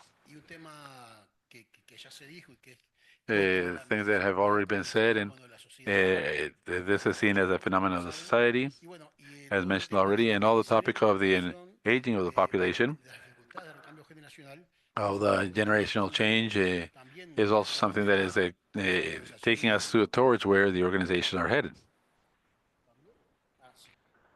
Did it change? Yes? Okay, perfect. So what functions do the organizations have within the territories? Well, for example, in many of the cases, they have productive functions in different ways, associative, cooperatives, networks, many community associations, and there are many times productive role. It is social, and also the linkage with the territory. Sometimes there are territories that are developed because there's an organization of producers that is there, and also towards the development. And because of the nature itself of the organizations that live inserted in a place, many times there are other roles that are also complied, and they are not only in the productive, social, and territorial aspects, but also when the state is absent, there we have the organizations that also make their contribution to cover for things that maybe we could talk about other things for communication, and also they cover essential aspects, like, for example, the access to water, the formation, and especially the technical formation, social formation. And in many cases, we also work on innovation, co-innovation, and many times we generate local knowledge, and many of our organizations also work in the right process, and there are experiences, in many of them, in the case of cooperatives, that work the connectivity with the service of connectivity and other functions that make the development of the community. So we have the incidents. The organizations have roles that are very important, and that is an asset in taking care of the natural resources and also in the generation of resilience in the presence of environmental or socioeconomic aspects of different natures.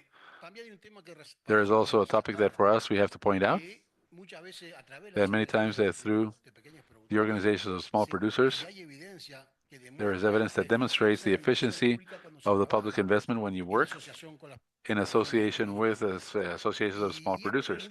And this many times, the plans when they go to the territory, they have much more effectiveness and better application when they are articulated because on the one hand, it improves the efficiency of the resources, and then we have the local knowledge that makes a program and not to be left unattended in the region, but with those that are acknowledged and recognized, they can do it much better. And for that, we're going to have the necessary confidence between the organization and the public policy. And also, another associated capital or asset that the organizations of small producers have is that they are in the territory.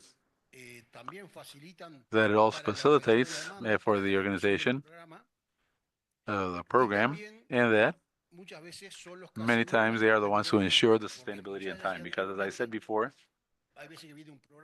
in receiving a program 2 or 3 years for, a program goes, a government comes and goes, but the only thing that remains is the producers and the territory. And that is something that is also a key capital or asset. And hopefully here we will also be able to work channelizing the resources, for example, of funds for the climate action, when we know that many times the sector is difficult to attend to these resources.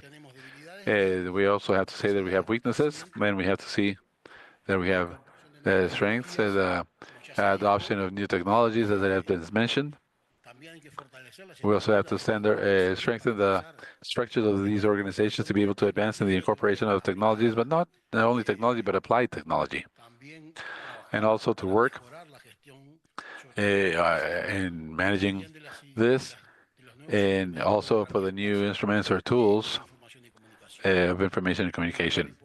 A very important key here is that the organizations and the strengthening has is for the capitalization of information, both of the leaders and producers, as well as of technicians that are the ones that work linked to the organizations. And a role that for us is very important in the public policy is that the future organizations can be channelizers of the program for technical assistance. And in many cases, they have it. Those are the ones that can have it. But they can also channelize on this, focus on rural attention with capacities to be able to attend to and accompany processes and programs that they have and that can be developed in the territory. Another add value is the experience in the territory that we have already mentioned previously. But it is also a plus that the producer organizations have, that they know the sector, they know the people, they know the family, they know the needs. And this makes it also be a good asset at the moment of cooperating with the public policy. The operational capabilities sometimes, or many times, have to be accompanied, they have to be reinforced, but as we said previously, they are strategic partners for the implementation of programs for the rural development. The knowledge, I already mentioned it, but it's an asset or capital that can adapt the interventions to the territory, to the specific needs and the specific demands from each one of the sides. We believe that we have to adapt the financial instruments for these organizations, and here we have several messages for the multilateral organisms. We also have to have them much more applied with a focus that is more adequate to the realities of the family organizations. The review of the procedures that we believe that in many of the cases, have a format that do not adapt or up to the needs to the current needs, but in some of the cases, there were also criteria for access, and others are operational barriers. But we believe that the role that these organizations might comply just to transform the food systems towards models of more coherence and sustainability is something that is very important. And also, along with this, of adapting the systems to produce some barriers that are important limitations in some of the countries. For example, the organizations of the small producers cannot attend the financial systems because the legal format does not allow them. And finally, we believe that the role that can be played by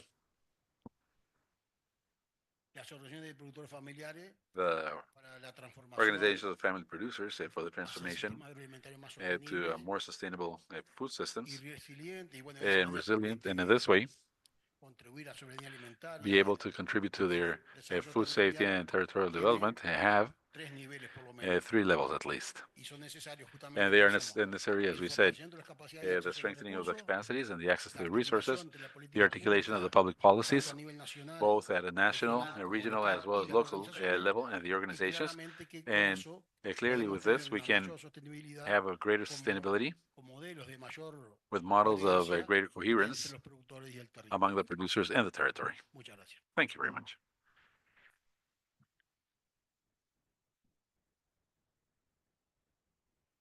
Muchas gracias, estimado Fernando.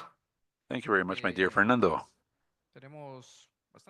We have a lot of time, I guess, for a good session of questions and answers. So we are going to open the floor now, both for the people that are here present, as well as those who are online.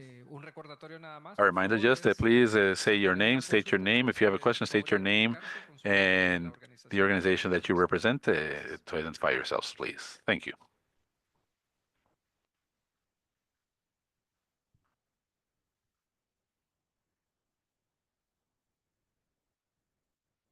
Buenas tardes. Good afternoon. My name is Orlando Jimenez, and I am the Vice President of ASOPAC, of an association of cocoa producers from Watuso. Now that Ms. Ninola Map talked about access of land to the youth, we over there in Watuso, we were trying to incentivize or motivate points so that the youth might be subjects of credit, because a young man a woman doesn't have experience, doesn't have a business with experience with years, so they don't have access to the land. It is visible that those that remain in the farms are adult, elderly people that are leaving their jobs, and the young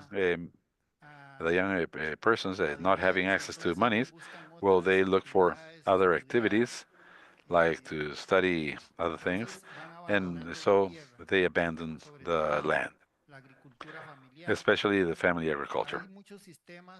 There are many systems now, many new systems, digital systems, that, like, for example, agricultural, digital agriculture, of the smart agro. Like, for example, over there in Watuso, we have the system for climatological stations that measures temperature, that measures the flow of the water, that measures the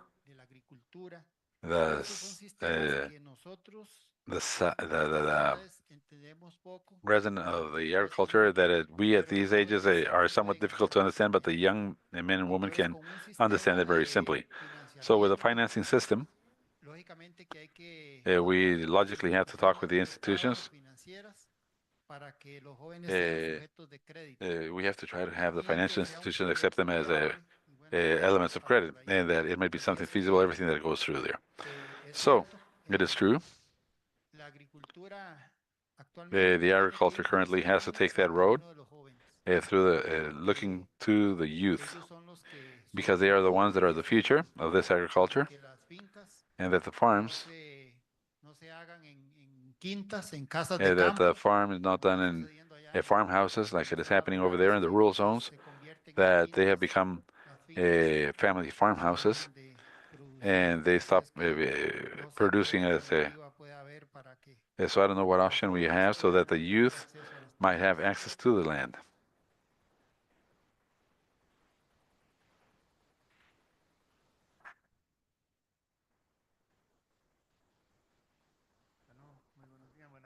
Well, good afternoon. Thank you very much to the panel members and to the moderator for this space that we have been given. I would like to make a question to the colleague Juan Moreno because of his experience in Procatur and in the process for rural innovation in Latin America. I think that the colleague Alberto Rocha also mentioned these issues and that they are connected, definitely. I wanted to ask, in the framework of the reflection, that the technological adoption is something that is a core for what is wanted. It implies schemes for the technological variation, schemes for the economical variation, and it is a topic of variation of the stability. Given those three pillars, we can talk about a business model in which the producer can say, okay, I'm going to make a decision and I'm going to open up this space to the productive framework. And in this interventions that you have given, and in the framework of that experience that you have, I would like to get to know what are the strategies that you have that visualize from a point of view to that healthy technological adoption. And there, definitely, the person who spoke before me that talks about the importance of the incorporation of the youth into these processes.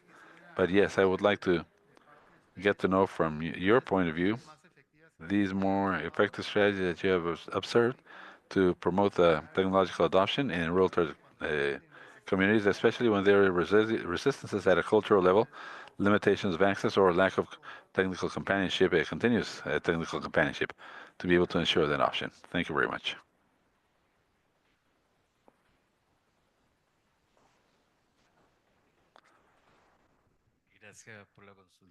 Thank you for the question. Look, maybe it's some cause that demonstrates a little bit of this conversation and regarding the capacities, what exists nowadays in the rural world, which is not the same thing that there was 20, 30, 40 years ago. Once again, I'm sorry, Cesar, but we had a job that, as you might know, it's an institution that attends to 80, 90% of the small producers in Chile.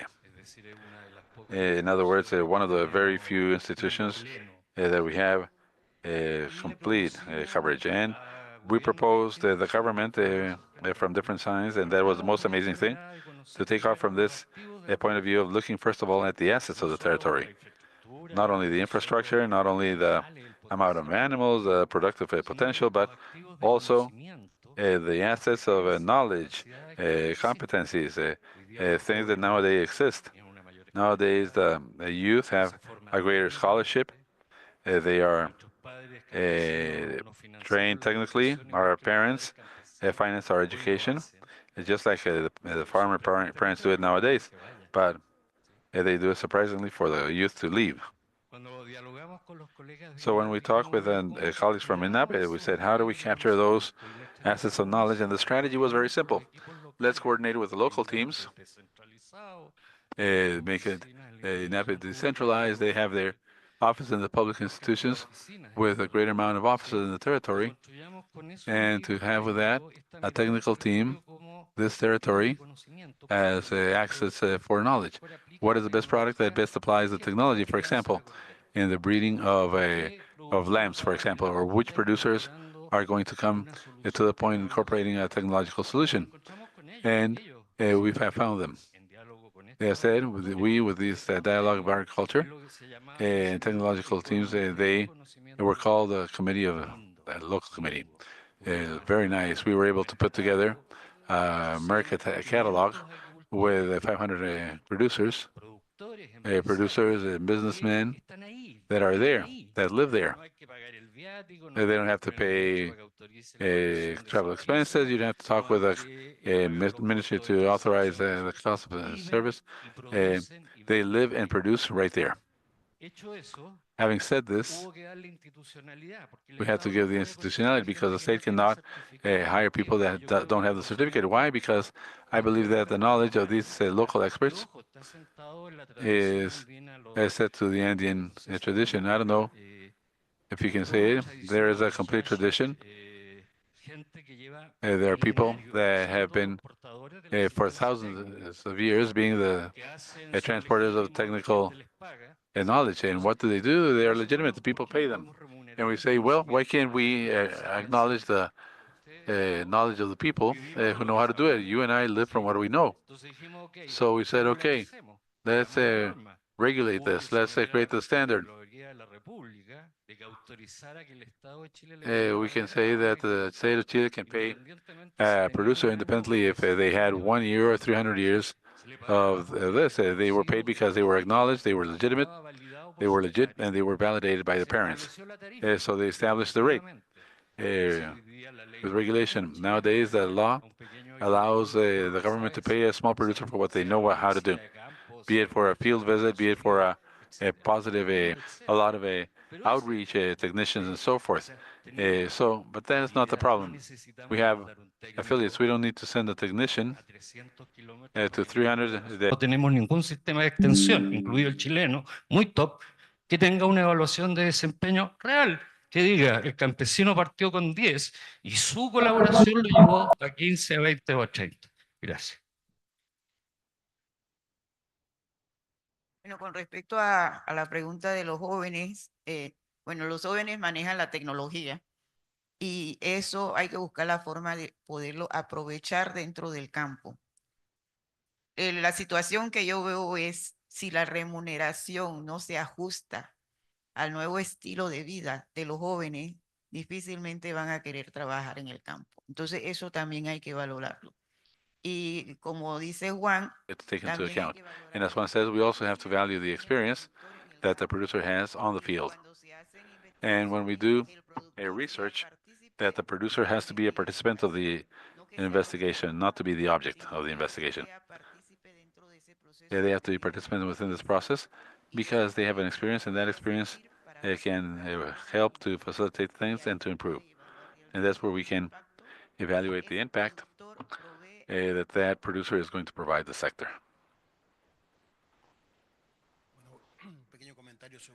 Just a small comment in regard to the world of youth, and then the other question. But especially in the southern cone, I'm not going to say that it's the same in all Latin America, but the value of land has increased tremendously. So, for many youth, if we give them the land and we don't provide another type of support, we would condemn them. So, for some productive systems, the family in Uruguay is part of the south.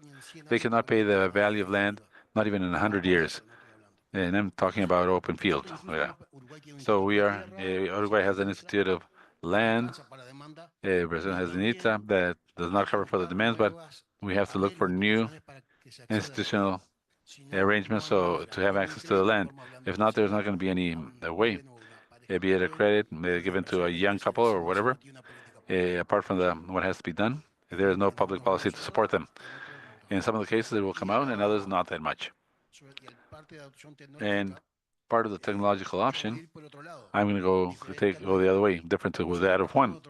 We take off from another place. For example, we in Uruguay, we talk about co-innovation because we talk a lot with institutes or research institutes, and because there is a lot of research, but it is not adopted. So the problem is not if I go to one and I take the message for them to do it. As we said, each family is a unique unit. And that is why we should not say the technology. We should understand along with the family what means do they have, what human resources, what things can they use to optimize and to use and have a smaller dependence on in the internal consumption.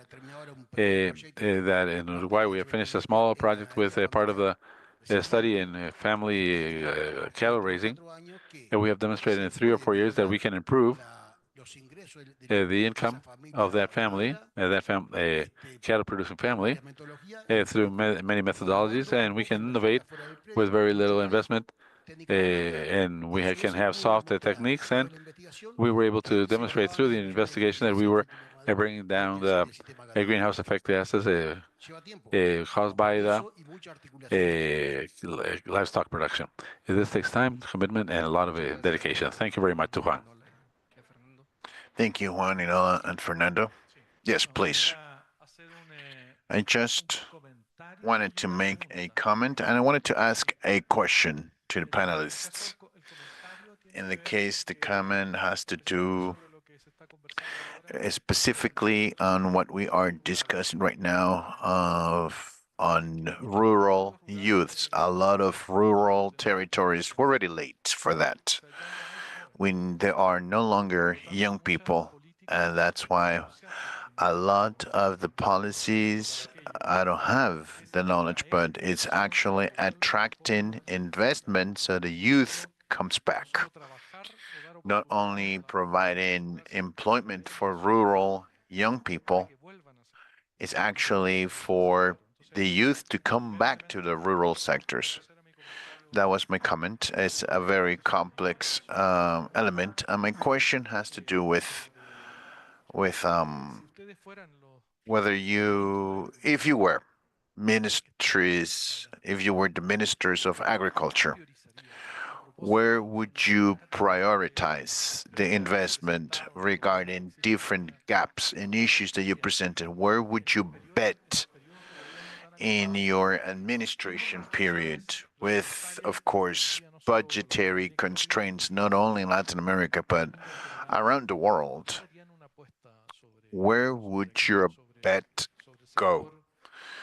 On which sector in the rural agricultural sector? And precisely on the topic of this discussion, which is agribusiness associations, Cesar Rodriguez Intap from Chile. Thank you. Thank you, Cesar. Juan, maybe, or Fernando. I have an opinion in this regard, but yeah, go ahead. Well, I have no perspective. First off, discussion of resources. We have different countries, different legislation, different kinds of small-scale farmers. In that vast diversity, there is a lack of resources, but you have to use the resources you have in the best way possible. If I were a minister, I would say, let's try and maintain the resources that we have, and let's renegotiate power relations between the different stakeholders. Let's take concern on the issues. Not all young people want land. Not all young people want to be entrepreneurs. It's a risk because of all the different factors you have to take into consideration. I think the rural world has changed, and it is more difficult for us to understand those changes. Nowadays, a lot of young people don't want land. They don't want to be called farmers, because what does that mean? That means that there is an exclusion past, because there is sadness in that. We want to be citizens. We want to have good conditions of living, a good quality of life. We want to have a bathroom in the house. For those who live in the city, that's just a given. As a minister, I would transfer resources to them, and when I propose transferring resources to those people that have gathered around an association, I'm actually transferring trust, because the youth does not believe in the government anymore. 4 years ago, you came with promise. We thought that promises, like all of the institutions in the Caribbean that actually they make promises and they never deliver. If you deliver on your promise, if it's small, the resources, the capacities of the people in the territories, and the collaboration, I'm not saying let's take out the state, not at all. I am defining, let's look for a venue where there is digitalization, in which there are new solutions, and there is an unit in the minister that have an an 8-person unit, but they have no drones. Please, those are my priorities. Trust. He who steals the money goes to jail. Make decision as adults. People who have a network, people that you need to build a network for. That's it. If I was Madam Minister, I'll speak on behalf of my country because I do have information from Panama, not for the region. In my country, in Panama, we worked an agribusiness policy from the government, not from top to bottom, but from bottom to top. The farmers approved the policy, they approved the law, we integrated because we had representatives from the different groups as part of that council so that that project would work. And the current government, which has been in the administration office for about 1 year, the minister is not really interested in the policy. And that was 2 weeks ago, there was a convention of small-scale farmers, including family farming. There was a convention and saying we are providing follow-up. We want this policy to be implemented, but there are no ways for doing that.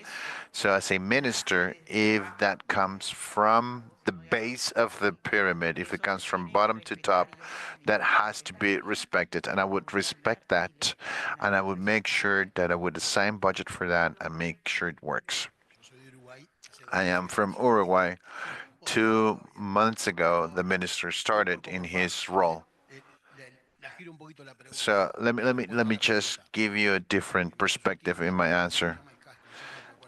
In the Southern Council of Agriculture and Scopafan, I have participated in all of the different instances as producer. We got representation. The last one was in February in Uruguay, and the message back then was trying to convince all the ministers to prioritize family farming in the region, because I'm speaking on behalf of Capricorn, because there's a lot of things there. But if I needed to ask, and we have asked this already, it is to create a regional fund to a regional climate fund to actually support family farming policies. Thank you, Fernando.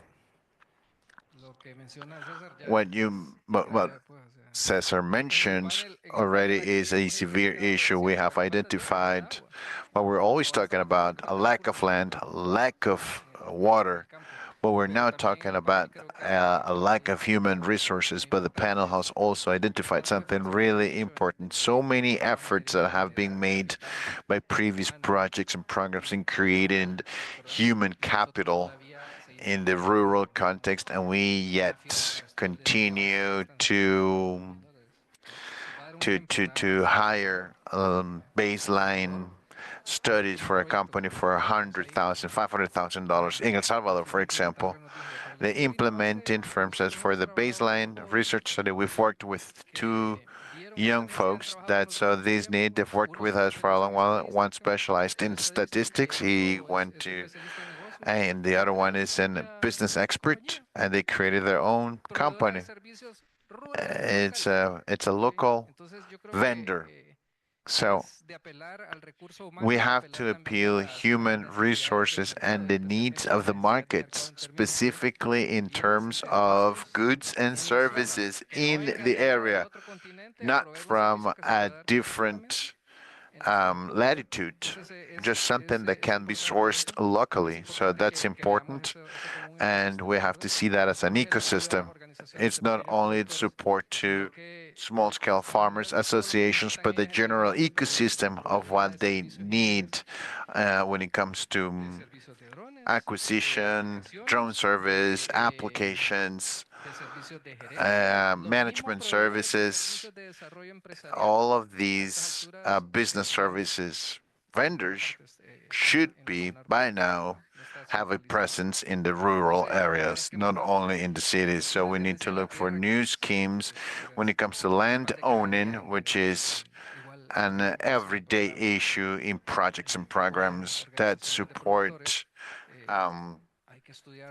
farming associations, and everything is based on trust.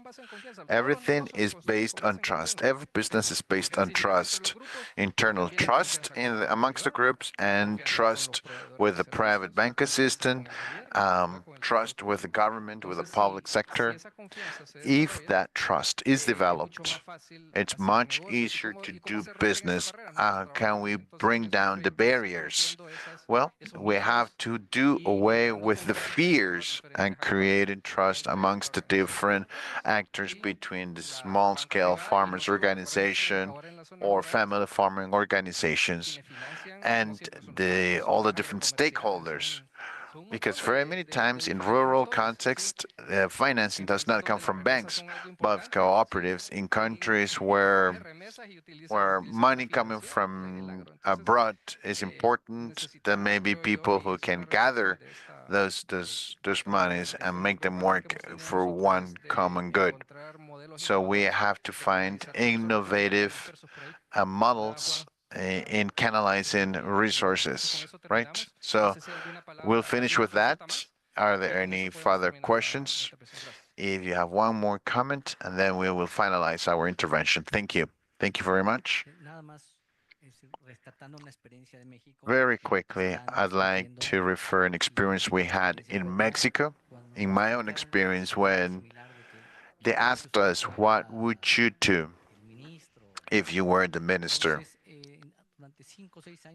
During 4, 5, 6 years, we had a very interesting program. And the first thing that we said is, if I am to be a government official, you can be removed very easily. So don't think you're going to be there for a long time. So what you have to build is local capacities. The small-scale farmers need to have the capacities because they will continue. We as officials are probably just going to be there for a little while. And we don't speak about extensionism. In that strategy, we are forbidden to say extensionism. But it's about outreach. We're talking about accompanying, not training, but accompanying. And the third aspect is the young technician. A technician is much easier without a vehicle. I am an agronomist. We love to have a pickup truck, so no vehicles, no offices. The piece of land, the lot, is actually the office, and we had field schools. That's what we called field schools, and we created an open channel of communication. And then you have to measure. And then there is a very difficult answer by the technician. The technician says, I am an operator, I'm on the field, I am with the farmer. It's very, very difficult. I got no time.